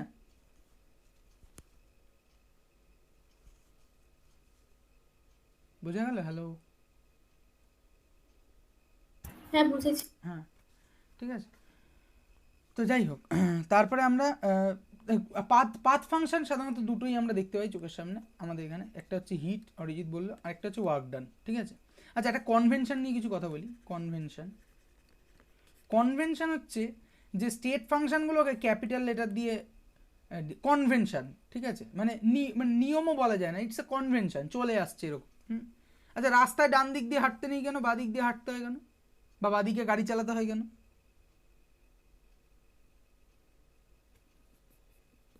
হয়ে এসছে ওরকম কনভেনশন, ঠিক আছে। কালকে অরিজিৎ প্রধানমন্ত্রী হয়ে বদলে দিতে পারে, ঠিক আছে, সব কথা। যাই, হ্যাঁ, তো পি কনভেনশন কি, পি টি ভি, হ্যাঁ, এগুলো যেহেতু স্টেট ফাংশন এইগুলোকে সব ক্যাপস দিয়ে লেখা হয়। ওয়্যারাস পাথ ফাংশন যেমন ওয়ার্ক ডান, একে ছোটো হাতের লেখা হয়, সরি ওয়ার্ক ডান হচ্ছে ডাব্লিউ, আর হিট হচ্ছে কিউ দিয়ে লেখা হয়। এইবার পাথ ফাংশন আর স্টেট ফাংশনের আরেকটা ব্যাপার হচ্ছে যে যারা পাথ ফাংশন হবে তারা তাদের এক্স্যাক্ট ডিফারেন্সিয়েশন পসিবল নয়, ঠিক আছে। হ্যাঁ, তার মানে বা স্টেট ফাংশন যদি লিখি, স্টেট ফাংশন হচ্ছে এক্স্যাক্ট ডিফারেন্সিয়াল, ঠিক আছে,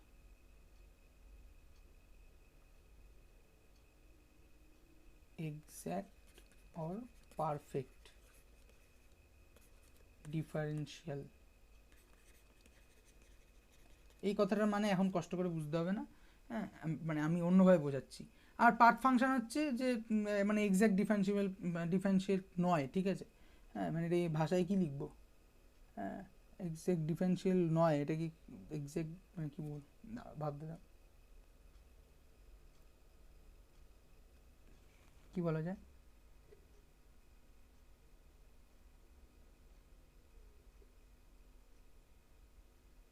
আগে একটা নট যোগ করে দাও। নট এক্স্যাক্ট, হ্যাঁ, আর না ইম্পারফেক্ট। একটা ভালো আছে, আমার সেটা মনে পড়ছে না, মানে একটা মানে ভালোভাবে ডিফাইন করা যায়, ঠিক আছে।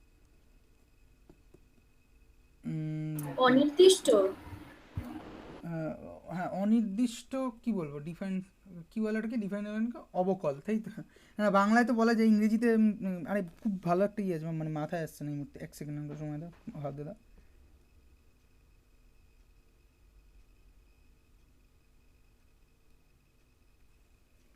আচ্ছা, যাই হোক, বইতে দেখি আমাদের লেখা আছে কিনা টার্মটা, আর এইভাবে ভুলে যাবো টার্মটা।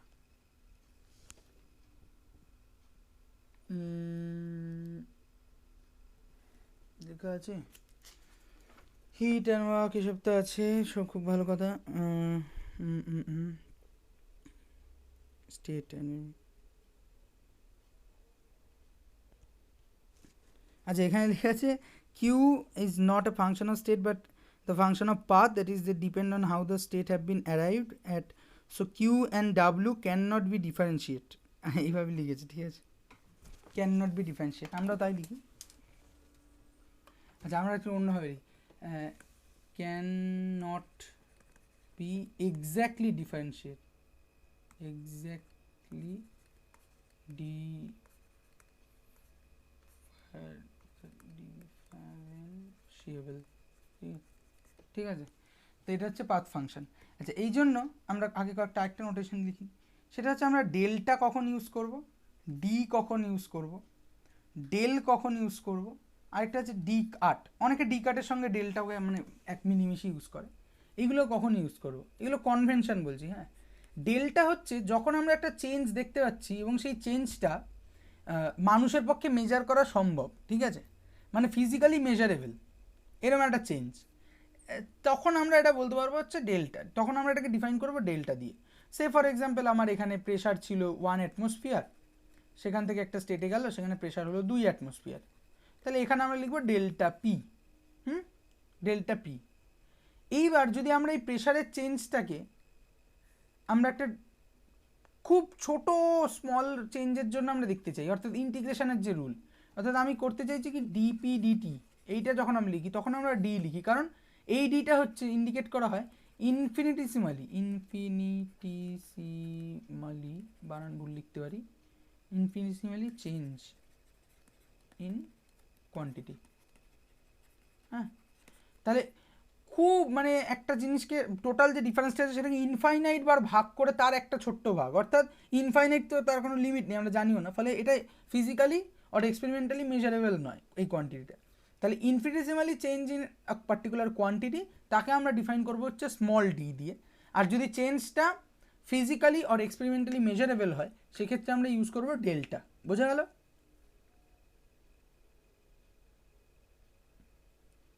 হ্যাঁ হ্যাঁ, এটা হচ্ছে ক্যাপিটাল ডেল্টা। বাকি দুটো আসছি। এইবার এই যে ডেল্টা, এই ডেল্টা তখন ইউজ করা হয় যখন পার্শিয়াল ডিফারেন্সিয়াল হয়, ঠিক আছে, পার্শিয়াল ডিফারেন্সিয়াল, অর্থাৎ এই যে আমি একটা চেঞ্জ দেখতে পাচ্ছি, ধরো P is a function of some let's say volume আর টেম্পারেচার, যখন আমি এই ডিপি লিখবো তখন আমাকে মানে লেটস সে আমি টেম্পারেচারকেও ফিক্স করে দিয়েছি, এখন P is only a function of volume, তাহলে আমি লিখতে পারি DP DV is equal to something কিছু একটা। তার মানে সোজা কথা হচ্ছে যে আমি infinitesimally small change in volume, তার জন্য প্রেশারে কী পরিমাণ চেঞ্জ হচ্ছে আমি সেটা দেখতে চাইছি, তাহলে এটাকে আমি ডিফি দিয়ে ডিফাইন করতে পারছি, অর্থাৎ একদম মানে কমপ্লিট ডিফারেন্সিয়েট। আর যদি পার্শিয়াল ডিফারেন্সিয়াল করতে হয়, হ্যাঁ, পার্শিয়াল ডিফারেন্সিয়াল অর্থাৎ আমি যখন ভি এর রেসপেক্টে পি এর চেঞ্জ দেখছি তখন টিকে ফিক্স রাখছি, আবার ওই একই ইকুয়েশনে আরেকটা টার্মও পাচ্ছি যেখানে টি এর রেসপেক্টে পি এর চেঞ্জ দেখবো ভিকে কনস্ট্যান্ট রেখে, তখন আমরা ইউজ করবো হচ্ছে এই ডেল্টাটা, ঠিক আছে। মানে কিরকম আমরা লিখবো, এরকম আমরা লিখবো, যদি এরকমই হয় P is a function of V and T, তাহলে ডিপি ইজ ইকুয়াল টু আমাকে লিখতে হবে ডেল পি ডেল ভি, অর্থাৎ ডেল, হ্যাঁ, ডেল পি ডেল ভি, তাহলে স্মল চেঞ্জ অফ ভি, তার জন্য পিতে কি চেঞ্জ হলো তখন টি কনস্ট্যান্ট, হ্যাঁ, তার সঙ্গে একটা ডিটি জুড়বে, ছেড়ে দিই সেটা কেন জুড়বে এখন কিছু বলছি না আমি, del P del T at constant V into DP, এরমভাবে লিখতে হবে, ঠিক আছে। এই ডিপি না, ডিটি, সরি এটা ডিভি হবে, এটা ডিটি হবে, হ্যাঁ। তো এইটা এই কাণ্ডটা আমাদেরকে করতে হবে। তো এই যে অর্থাৎ আমি যেটা বোঝাতে চাইছি সেটা হচ্ছে যে যখন একটা সিস্টেম বা একটা ফাংশন অনেকগুলো ইন্ডিপেন্ডেন্ট ভ্যারিয়েবলের উপর ডিপেন্ড করবে, তখন কোনো একটা পার্টিকুলার ইন্ডিপেন্ডেন্ট ভ্যারিয়েবলের রেসপেক্টে সেই ফাংশনটা বা সেই হ্যাঁ ফাংশনটা চেঞ্জ আমরা যখন দেখতে যাব তখন আমরা এই ডেল্টাটা ইউজ করব, ঠিক আছে। আর ফর নন এক্সাক্ট ডিফারেন্সিয়াল তাদের ক্ষেত্রে ইনফিনিটেসিমালি স্মল যদি আমাকে চেঞ্জ দেখতে হয়, অর্থাৎ ডি এর সেই যেমন তুমি ননই লাগালে। হ্যাঁ ডি এর ক্ষেত্রে যে আমরা যে কাণ্ডটা করেছিলাম যে আমরা একটা এক্সাক্ট ডিফারেন্সিয়ালের ক্ষেত্রে কোনো একটা ফাংশন এক্স্যাক্টলি ডিফারেন্সিয়াল তার জন্য ইনফিনিটেসিমালি স্মল চেঞ্জ বোঝানোর জন্য আমরা ডি ইউজ করেছিলাম। সেরকমই নন এক্সাক্ট ডিফারেন্সিয়েবল ফাংশন যেগুলো তাদের জন্য যদি ইনফিনিটেসিমালি স্মলকেই আমাকে বোঝাতে হয় তখন আমরা একটা ডি কাট ইউজ করি। বহু জায়গায় এই ডি কাটটাকে ডেল্টা দিয়েও ইউজ করা হয়, ঠিক আছে, মানে ওই আগের ডেল্টা। আচ্ছা ঠিক আছে, তাহলে এই আমরা কনভেনশনগুলো অনেকগুলো কনভেনশন শিখে নিলাম। আচ্ছা, এবার আমরা কোথায় পড়ছিলাম সেটা চলে যাই। এবার স্টেট ফাংশন, পাথ ফাংশন হয়ে গেছে। হ্যাঁ হয়ে গেছে। ম্যাথমেটিক্যালি কী করে বের করে তাও বলে দিলাম খানিকটা। আচ্ছা, এবার আমরা যাব হচ্ছে, তাহলে আমরা ফাংশন শিখে গেছি, এবার আমাদেরকে শিখতে হবে কি, শিখতে হবে হচ্ছে কোথায় গেল প্রসেস। হ্যাঁ মনে পড়েছে, process.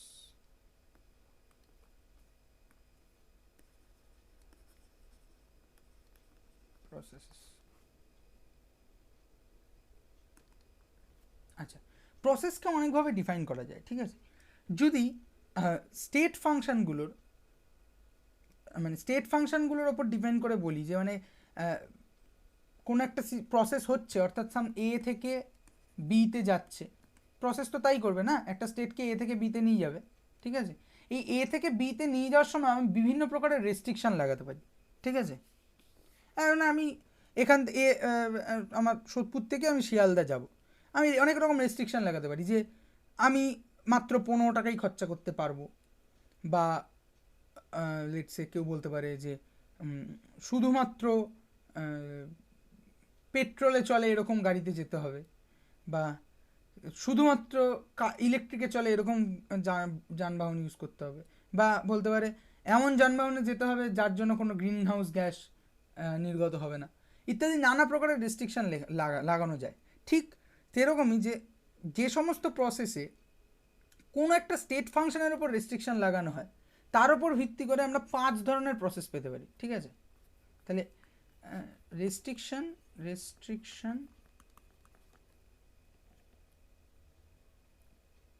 on some state functions, তার উপর ভিত্তি করে আমরা প্রসেসকে 5 ভাগে ভাগ করতে পারি, 1 2 3 4 and 5। আচ্ছা, প্রথমে হচ্ছে আইসোথার্মাল, আমি আগে লিখে নিই। আইসোথার্মাল প্রসেসগুলো লিখছি না, আইসোবারিক প্রসেস, আচ্ছা প্রসেসই লিখিয়ে দিলাম। আচ্ছা, তারপরে হচ্ছে আইসোকোরিক প্রসেস, দেন হচ্ছে আইসেনথালপিক প্রসেস, আরেকটা হচ্ছে আইসেন্ট্রপিক। আচ্ছা, আইসোমার, আইসোটোপ, অ্যাডিয়াবেটিক সব কোথায় ওগুলো এখানে আসবে, ঠিক আছে। আচ্ছা, এইখানে আমরা কিছু স্টেট ফাংশনের উপর রেস্ট্রিকশন লাগাচ্ছি, ঠিক আছে। দেখ, আইসোথার্মাল মানে কি? আইসোথার্মাল মানে হচ্ছে রেস্ট্রিকশনটা আছে টেম্পারেচারের ওপর, অর্থাৎ পুরো প্রসেসটাই throughout the process change in temperature should be zero. উপরে ওঠাও, দেখতে পাচ্ছি না। কি দেখতে পাচ্ছিস না? ও আচ্ছা, ওগুলো হ্যাঁ ওখানটা লিখো তালিকা। কি করে লিখবো, জায়গা নেই তো। আচ্ছা একটু ছোট ছোট করে দেখো। হ্যাঁ একটু হয়ে গেছে। আচ্ছা, তাহলে এই আইসোথার্মাল প্রসেস কোনটা? যেখানে রেস্ট্রিকশনটা আছে টেম্পারেচারের উপর, অর্থাৎ throughout the process temperature change will B zero, তাই তো? তার মানে টেম্পারেচারটা কনস্ট্যান্ট থাকবে। টেম্পারেচার চেঞ্জ জিরো মানে কি? Temperature constant. বোঝা গেল রে? আইসো কথাটার মানে তো সমান, বারংবার বলেছি, আইসোটোপ, আইসোবার, আইসো কি বলে আইসোমার, ঠিক আছে। এই আইসো কথাটা মানে কোনো একটা প্রপার কিছু সমান হবে, তাই এই ক্ষেত্রে আইসোথার্মাল, অর্থাৎ throughout the process temperature will be constant. Isobaric, bar বা বারিক এই কথাটা সামথিং ল্যাটিন থেকে এসছে, যার অর্থ হচ্ছে প্রেশার। তাহলে এখানে রেস্ট্রিকশনটা ইম্পোজ করা হচ্ছে ইন টার্মস অফ প্রেশার, অর্থাৎ throughout the process pressure will be constant, তার মানে ডেল্টা পি উইল বি 0। বোঝা গেল? আচ্ছা, আইসোকোরিক মানে হচ্ছে কোর কথাটার অর্থ ওই আবার ভলিউম টলিউম, ঠিক আছে? তাহলে হচ্ছে বেসিক্যালি এখানে ইম্পোজ করা হচ্ছে ভলিউমের ওপর, and delta V will be 0। আচ্ছা, এর পরের দুটো হচ্ছে একটু ট্রিকি। একটা হচ্ছে আইসো এনথালপিক, একটা হচ্ছে আইসো এন্ট্রপিক। এনথালপি হচ্ছে এইটাকে ডিফাইন করা এইচ, আর এন্ট্রপি হচ্ছে এস, ঠিক আছে? এগুলো স্টেট ফাংশন। তাহলে এগুলোকে বলা হয় ওই কী জানিস কী বলে এটাকে, আবার টার্মটা ভুলে গেলাম। মানে সোজা কথা হচ্ছে ওই তৈরি করা স্টেট ফাংশন, ঠিক আছে? মানে পরবর্তীকালে তৈরি করে নেওয়া হয়েছে। যদি এন্ট্রপিটাকে পুরোপুরি তা বলা যায় না, এন্ট্রপি ন্যাচারালি এসছে সেকেন্ড ল থেকে, কিন্তু এনথালপি তাই, ঠিক আছে? আচ্ছা, যাই হোক, আমি ভুলে গেছি এক্সাক্ট কি, ক্যালকুলেটেড বা ডিরাইভ স্টেট ফাংশন, ঠিক আছে? হ্যাঁ, ডিরাইভ স্টেট ফাংশন। হ্যাঁ, এইচ, এস কিন্তু নয়, এইচ। তাহলে কিন্তু এসও স্টেট ফাংশন। আচ্ছা, তাহলে এইখানে ইম্পোজটা করা হচ্ছে কি এইচের ওপর থেকে, অর্থাৎ delta H through be 0, isenthalpic process. হ্যাঁ, এইটার ক্ষেত্রে একটা উদাহরণ হচ্ছে যেমন জুল থমসন এক্সপেরিমেন্ট। এক মিনিট, বলছি এইচ মানে তো হিট এখানে। না না, হিট না, ও, heat। এনথালপি। আচ্ছা, আর এসটা হচ্ছে এন্ট্রপি। এসটা হচ্ছে এন্ট্রপি। আচ্ছা, তাহলে এখানে ডেল্টা এস উইল বি 0, ঠিক আছে? আইসেন্ট্রপিক প্রসেস একমাত্র একভাবেই ঘটতে পারে, সেটা হচ্ছে যদি প্রসেসটা কমপ্লিটলি রিভার্সিবল প্রসেস হয়, ঠিক আছে? এই কথা আমরা পরবর্তীকালে আসছি। তাহলে বোঝা গেল এইভাবে প্রসেসটা কীভাবে ভাগ করা। এইবার আমরা ভাগ করতে আসছি আর একটা পাথ ফাংশনের উপর ডিফাইন করে, সেটা হচ্ছে হিট। হ্যাঁ, তাহলে একটা প্রসেস ইন হুইচ আমার যদি হিট চেঞ্জ, হ্যাঁ, সেইটা যদি নট ইকুয়াল টু 0 হয়, অর্থাৎ কি হিট চেঞ্জ হচ্ছে সিস্টেমটায়, throughout the process heat change হচ্ছে, তাহলে আমরা এটাকে বলবো হচ্ছে ডায়াথার্মাল প্রসেস। আরেকবার বলো। একটা প্রসেস যেখানে হিট চেঞ্জ হচ্ছে, ওই আমরা যখন আচ্ছা, বাউন্ডারি পড়েছিলাম, অ্যাডায়াবেটিক বাউন্ডারি পড়েছিলাম, ডায়াথার্মাল বাউন্ডারি পড়েছিলাম। ডায়াথার্মাল হ্যাঁ বাউন্ডারি হ্যাঁ মানে হ্যাঁ কি, হ্যাঁ। যেখানে হিট চেঞ্জ হবে, তাহলে ডায়াথার্মাল প্রসেস। আচ্ছা, এই সবগুলোকে, এইখানে যতগুলো প্রসেস আছে, এই সমস্ত প্রসেসকে মানে আইদার সেগুলো ডায়াথার্মালি ট্রিট করা যেতে পারে অথবা অ্যাডায়াবেটিক ট্রিট করা যেতে পারে। যেমন ধর আমরা যদি বলি এখানে আইসোথার্মাল প্রসেস মানে কি, through out the process temperature fix থাকবে। টেম্পারেচার যদি ফিক্স রাখতে হয় থ্রু আউট দ্য প্রসেস, তাহলে সিস্টেমটা কখনোই অ্যাডায়াবেটিক্যালি রান করতে পারবে না। অ্যাডায়াবেটিক্যালি রান করা মানে হচ্ছে সিস্টেমের সঙ্গে সারাউন্ডিংসের কোনো হিট চেঞ্জ হবে না, কোনো একটা প্রসেস ঘটবে এবং টেম্পারেচার ফিক্স থাকবে, তাহলে তো প্রসেসটা ঘটেই নি আমাকে বলতে হবে, তাই না?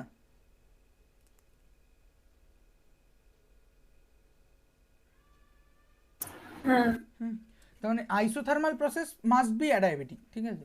সেমলি adiabatic process must be diathermal, adiabatic process must be, মানে কি বলে আইসোথার্মালের উল্টো, মানে isothermal process must be diathermal, আমি অ্যাডায়াবেটিক বলেছি, সরি। হ্যাঁ, আর adiabatic process must be non isothermal, ঠিক আছে? আচ্ছা, কোথায় গেল? আর আরেকটা কি হতে পারে, process in which heat change will be 0, সেটাকে আমরা বলছি অ্যাডায়াবেটিক প্রসেস।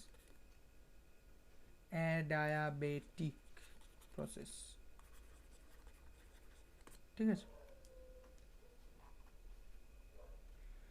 আচ্ছা, তাহলে এই হচ্ছে স্টেট আইসোথার্মাল একটা ডায়াথার্মাল প্রসেস। আইসোথার্মালের ক্ষেত্রে ডায়াথার্মাল।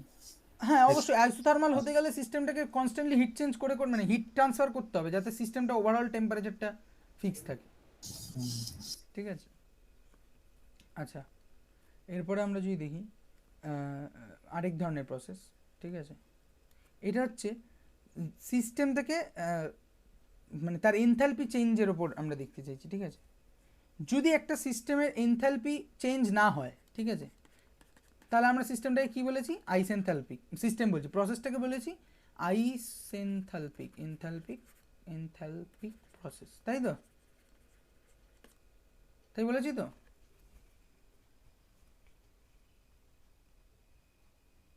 হ্যালো,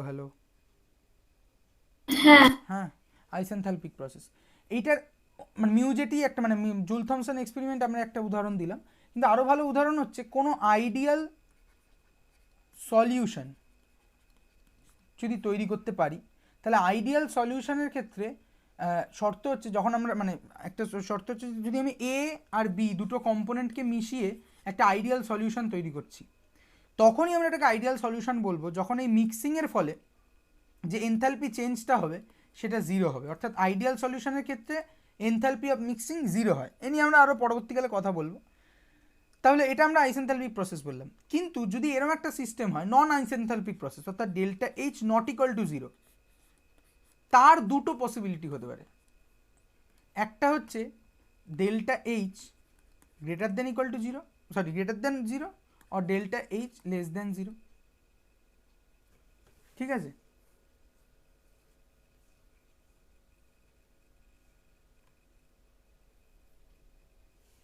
বোঝা গেল রে? হ্যাঁ আচ্ছা, ডেল্টা এইচ যেটা delta H greater than zero, অর্থাৎ ডেল্টা এইচ যেখানে পজিটিভ, সেই ধরনের প্রসেসকে বলা হয় এন্ডোথার্মিক প্রসেস। এটা কিভাবে রিলেটেড সেটা আমরা কদিন পরে শিখবো, মানে পরের ক্লাসে বা তারপরের ক্লাসে শিখবো। আর ডেল্টা এইচ যদি নেগেটিভ হয় তাকে আমরা বলি এক্সোথার্মিক প্রসেস। এটা এখন আমরা বলতে পারছি না, কারণ এনথালপির সঙ্গে হিটের কি রিলেশন, মানে এনথালপি সম্পর্কে আমরা কিছুই জানি না অ্যাপার্ট ফ্রম দ্য নেম, আর ওই একবার রিলেশনটা বলেছি ইউ প্লাস পিভি। ঠিক আছে, তো এনথালপি চেঞ্জ অফ এনথালপি একটা সিস্টেমে সেটা যদি পজিটিভ হয় তাহলে সেটা এন্ডোথার্মিক, আর যদি নেগেটিভ হয় তাহলে এক্সোথার্মিক। এন্ডোথার্মিক কথাটার মানে কি? আচ্ছা, এক্সোথার্মিক কথাটার মানে হচ্ছে, এক্সো কথা হচ্ছে খানিক ওই এক্সপ্রেশন বেরিয়ে যাওয়া এরকম একটা ব্যাপার। ঠিক আছে, হ্যাঁ, তো এক্সোথার্মিক প্রসেস মানে যে প্রসেসে টেম্পারেচার বৃদ্ধি পায়, অর্থাৎ হিট ইভলভ হয়। ঠিক আছে, তাহলে কি বলবো, ইভলিউশন অফ হিট। ঠিক আছে, সেম অ্যাজ এন্ডোথার্মিক হচ্ছে ইভলিউশনের উল্টো, অ্যাবজর্পশন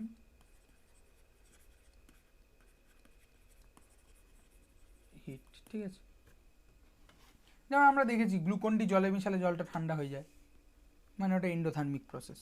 ঠিক আছে, বা সার্ফ বা ডিটারজেন্ট জলে গুলালে জলটা একটু গরম হয়ে যায়, হ্যাঁ, ওই তো হিট রিলিজ করে, একটা হিট অ্যাবজর্ব করে। অ্যাবজর্ব করে। ঠিক আছে, তাহলে যাই হোক আমরা এটা বুঝলাম। এরপরে আমরা কি বুঝবো? এরপরে হচ্ছে এক্সঅর্গ্যানিক আর এন্ডোঅর্গ্যানিক। ঠিক আছে, এটা আপাতত বোঝার দরকার নেই, কারণ আমরা গিফট এনার্জি নিয়ে খুব একটা কিছু বলিনি, আমি এটা বাদ দিচ্ছি। ঠিক আছে, বরং আমরা সাইক্লিক প্রসেস নিয়ে কিছু কথা বলি। সাইক্লিক প্রসেস, সাইক্লিক প্রসেস মানে কি? যে একটা সিস্টেম, ঠিক আছে, সে বেঁকে বেঁকে যাচ্ছে কেন? একটা সিস্টেম এ স্টেট থেকে সে বি স্টেটে যাচ্ছে এবং আবার বি স্টেট থেকে এ স্টেটে ব্যাক করছে। ঠিক আছে, মানে অর্থাৎ একটা সিস্টেম যে তার একটা মানে প্রসেসটা করার পর, প্রসেসটা এক্সিকিউট হওয়ার পর সে তার ইনিশিয়াল স্টেটে ফিরে আসে, সেই প্রসেসটাকে আমরা বলছি সাইক্লিক প্রসেস। এটা আলাদা করে বলার কিছু নেই, সাইক্লিক ব্যাপারটাই তাই। ঠিক আছে, এগুলো যে কোনো ইঞ্জিন, হ্যাঁ, তা সে একটা সাইক্লিক প্রসেস। আমরা যখন কার্নোট ইঞ্জিন পড়বো ফার্স্ট ল পড়ার পর, তখন আমরা দেখবো যে সাইক্লিক প্রসেস কীভাবে হচ্ছে না হচ্ছে। এরপরে যেটা ইম্পর্টেন্ট, আচ্ছা, এই সাইক্লিক প্রসেসের ক্ষেত্রে যদি আমরা কোনো স্টেট ফাংশন বলি, এই স্টেট ফাংশন সাইক্লিক প্রসেসের ক্ষেত্রে কী হবে বলো? মানে চেঞ্জ ইন স্টেট ফাংশন। ঠিক আছে, change in a state function, কোনো একটা particular state function for a cyclic process কী হবে? কে বলতে পারে দেখি?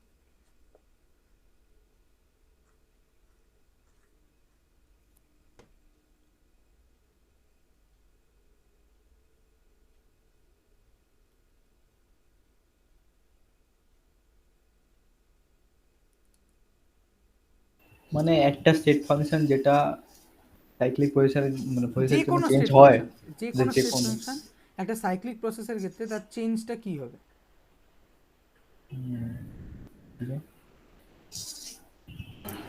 চেঞ্জ হবে, মানে চেঞ্জটা কী হবে, তার চেঞ্জটার ফেটটা কী হবে?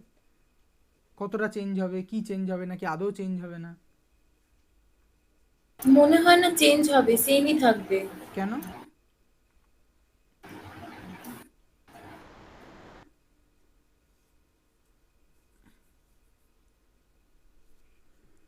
কেন চেঞ্জ হবে না? আর যদি কারো মনে হয় হবে, তাহলে কেন হবে?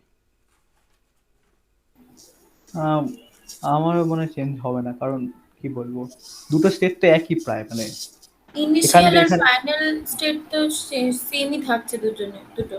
হ্যাঁ। মানে ওই ব্যাপারটাই, যাই হোক। হুম। মানে ও তো আবার মানে থ্রু আউট দ্য প্রসেস আবার এতেই ব্যাক করছে, ঠিক আছে? কারণ খুব হ্যাঁ ঠিক করে বলতে গেলে, প্রথমে বলতে গেলে, যেহেতু state function, it will only depend on the state. হ্যাঁ, তাহলে হ্যাঁ এখানে যেহেতু ইনিশিয়াল স্টেট এবং ফাইনাল স্টেট দুটোই সেম, তাহলে হচ্ছে আমার স্টেট ফাংশনে কোনো চেঞ্জ হবে না।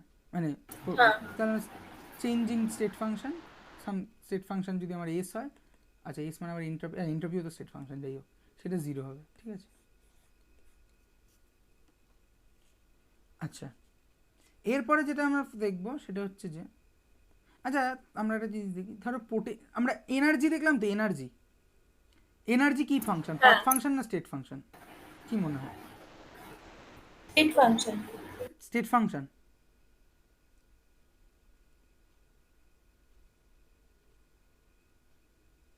এনার্জি স্টেট ফাংশন না পাথ ফাংশন? স্টেট ফাংশন, কারণ এনার্জি চেঞ্জ হওয়ার জন্য তো কোনো পাথের দরকার হয় না। তাই কি? আমি দেখি একটু ভালো করে। এই এ পয়েন্ট থেকে বি পয়েন্টে দৌড়াবো আমি, ঠিক আছে? এই রাস্তা দিয়ে দৌড়ে গেলাম, এই রাস্তা দিয়ে দৌড়ে গেলাম, এই রাস্তা দিয়ে দৌড়ে গেলাম। কোনটা দিয়ে তুমি দৌড়ে যেতে চাইবে আগে বলো তো? ওপরেরটা দিয়ে। এইটা দিয়ে? সরি, এটা হ্যাঁ 1 রাস্তা বললাম, 2 রাস্তা বললাম, 3 রাস্তা। সুতনুকা বলছে সে 1 রাস্তা দিয়ে যেতে চাইবে দৌড়ে। অরিজিৎ কোনটা দিয়ে যেতে চাইবি? দুই দুই, কেন? আরে ছোট রাস্তা তাই, হ্যাঁ, straight line is the shortest distance between তার 2 জন্য। পয়েন্ট, ঠিক আছে?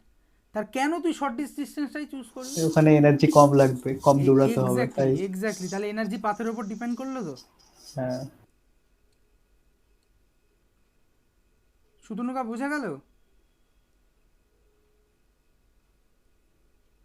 হ্যাঁ বুঝেছি। ঠিক আছে।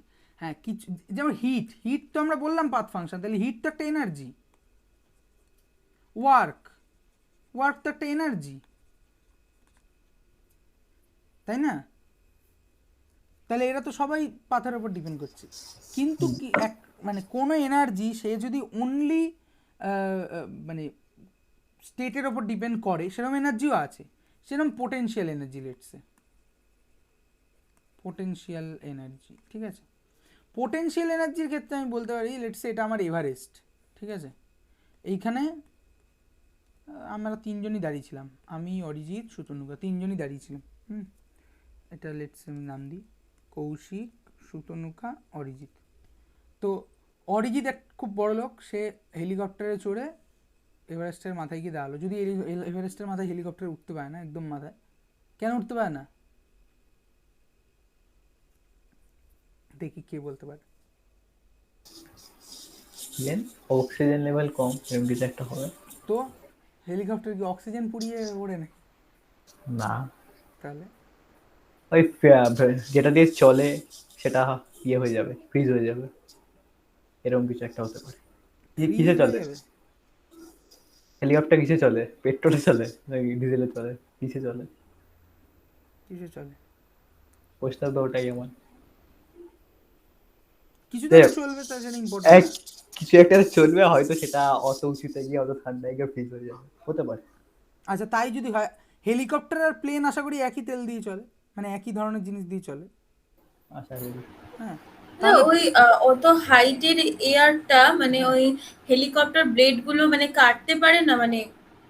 এক না, মিনিট, ওপরে উল্টো, গিয়ে প্রেসার বেড়ে যাবে। উল্টো বললে, ওপরে উঠলে প্রেশার বাড়ে অরিজিৎ, কমবে, সরি, প্রেশার কমে। কমবে, এয়ারের ডেন্সিটি কমবে। কমবে কমবে, তার ফলে জন্য। হেলিকপ্টার কি করে ওড়ে? লেটসে এটা আমার হচ্ছে একটা হেলিকপ্টার, খুবই বাজে দেখতে হেলিকপ্টার, কিন্তু এরকম একটা হেলিকপ্টার। হেলিকপ্টার। এখানে আছে ব্লেড, এই ব্লেডগুলো প্রোপেল করে হাওয়াকে মানে নিচের দিকে ঠেলবে, আর নিউটনের থার্ড ল অনুযায়ী সে উড়বে। এই তো গল্প।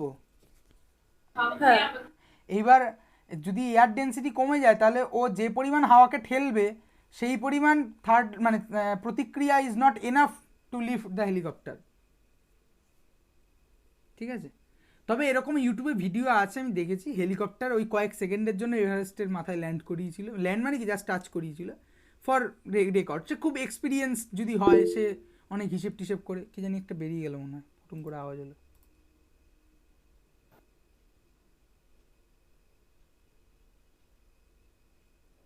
ক্লাস আছে,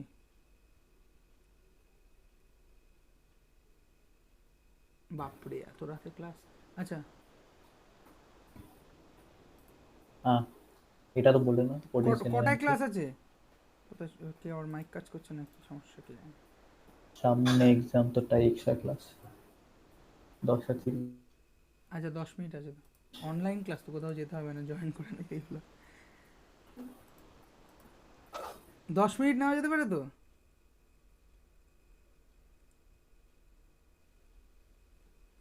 আচ্ছা দেখি আমরা পড়ি, পরে না ভিডিও দেখে নেবে 10 মিনিটে। যাই হোক, কী মানে বলছিলাম, হ্যাঁ তাহলে এটা ও পুল ব্যাক করতে পারবে না, সেই জন্য হেলিকপ্টার উঠতে পারে না তোর ওইখানে গিয়ে। তবে হ্যাঁ এক্সপিরিয়েন্স লোকজন আছে, দেখেছি আমি ভিডিও, তারা মানে চ্যালেঞ্জ হিসাবে নিয়ে ওটাকে করে। আচ্ছা তাহলে আছে না, চলে গেল? হ্যাঁ আছে, ফোনে চার্জ নেই তাই লিভ করলাম। আচ্ছা লিভ করি। আমি আছি, চলো। আচ্ছা তাহলে এবার যদি আমরা দেখি, তাহলে একজনকে বাদ দিয়ে দিই এখানে, দিয়ে দাও। পারে এভারেস্ট উঠবে না বলেছে। যাই হোক, হ্যাঁ, তো এবার আমরা দেখছিলাম অরিজিৎকে তাহলে হেলিকপ্টারে করে তুলে নিয়ে গিয়ে, হেলিকপ্টারে যাওয়া যায় না, কিছু একটা করে ওখানে গিয়ে তুলে নেওয়া গেছে। আর আমি আমি তুলে গেছি। গরিব মানুষ, আমি শেরপা টেরপা মিলে গিয়ে এখানে হেঁটে হেঁটে হেঁটে হেঁটে উঠেছি। ঠিক আছে, হুম, আচ্ছা এর হাইট যদি এইচ হয়, মোটামুটি আমি ধরে নিলাম অরিজিৎ আর আমার ওজন হচ্ছে সেম এম, ঠিক আছে, তাহলে আমাদের দুজনেরই পোটেনশিয়াল এনার্জি হবে mgh, তাই তো? হ্যাঁ, কিন্তু অরিজিৎ আরামসে বসে কোল্ড ড্রিঙ্কস খেতে খেতে হেলিকপ্টারে করে গিয়ে টুক করে ল্যান্ড করেছে, আর আমি সেই পরিশ্রম করে হেঁটে হুটে ঘেমে নে, হ্যাঁ ঝড় বৃষ্টি মাথায় করে নিয়ে গেছে, দুজনের এনার্জি নিশ্চয়ই সমান খরচা হয়নি, তাই তো? না, তোমার অনেক হয়েছে। অনেক হয়েছে, কিন্তু এইখানে যাওয়ার পর আমাদের পোটেনশিয়াল এনার্জি সেম, কারণ পোটেনশিয়াল এনার্জি অনলি ডিপেন্ড করে হচ্ছে পজিশনের ওপর, কারণ পোটেনশিয়াল এনার্জি ডিপেন্ড করে কি গ্র্যাভিটেশনাল ফিল্ডের ওপর, হ্যাঁ, মানে পাথের উপর ডিপেন্ড করে না। পাথের ওপর ডিপেন্ড করে না, ঠিক আছে? হুম, তা আমার একটা ছোটোবেলার প্রশ্ন ছিল, তাহলে কি করে এটা হলো যে আমার আমার বেশি এনার্জি লাগলো, ওর কম এনার্জি লাগলো, ঠিক আছে? তা তো ঠিক। তা হ্যাঁ, আসলে সমস্যাটা সেখানে না, সমস্যাটা হচ্ছে যে মানে দুজনেরই এনার্জিটা স্টোর হয়েছে ইয়েতে, কিন্তু মানে এর পরিষ্কার উত্তর আমার কাছেও নেই। কেউ কোথাও কোথাও এটা নানাভাবে ডিফাইন করা যায় যে ফিকশন জনিত কারণে আমি এতটা ফুট হেঁটে গেছি, আমাকে ফিকশনটা ইয়ে করতে গেছে, কিন্তু আমার মনে হয় তা নয় ব্যাপারটা। আমার মনে হয় যে ওই মানে এনার্জি তো একটা কম্পোনেন্ট বরাবর হয় না, আরও অনেক কম্পোনেন্ট বরাবর হয়। তো সেই বরাবর গোটা জিনিসটা ঘটেছে কিনা, বা আরেকটা কারণ হতে পারে যে মানে জানি না, এর পরিষ্কার উত্তর জানি না। হেলিকপ্টারের ক্ষেত্রে বা কোনো মেশিনের থ্রু দিয়ে গেলে তো বোঝাই যাচ্ছে যে তোকে মেশিন নিয়ে যাচ্ছে, মানে আসলে কাজটা করছে মেশিন, ঠিক আছে? কিন্তু সেটাও কি সমান হবে কি না, সেটা একটা ভেবে দেখার মতো বিষয়। মানে মোদ্দা কথা আমি যেটা বলছিলাম, যেটা বলার জন্য এটা বলা, যে সকল প্রকার এনার্জি পাথ ডিপেন্ডেন্ট ফাংশন আবার নয়। সেই সমস্ত এনার্জি, যে সমস্ত এনার্জির পেছনে যে মানে এনার্জি তো তখনই জেনারেট করবে যখন একটা বল আছে, তাই না? বলের এগেনস্টে অথবা বলের সাপেক্ষে কাজ করলে তবেই তো এনার্জি, মানে সাপেক্ষে কোনো প্রসেস ঘটলে তবেই এনার্জি তৈরি হয়।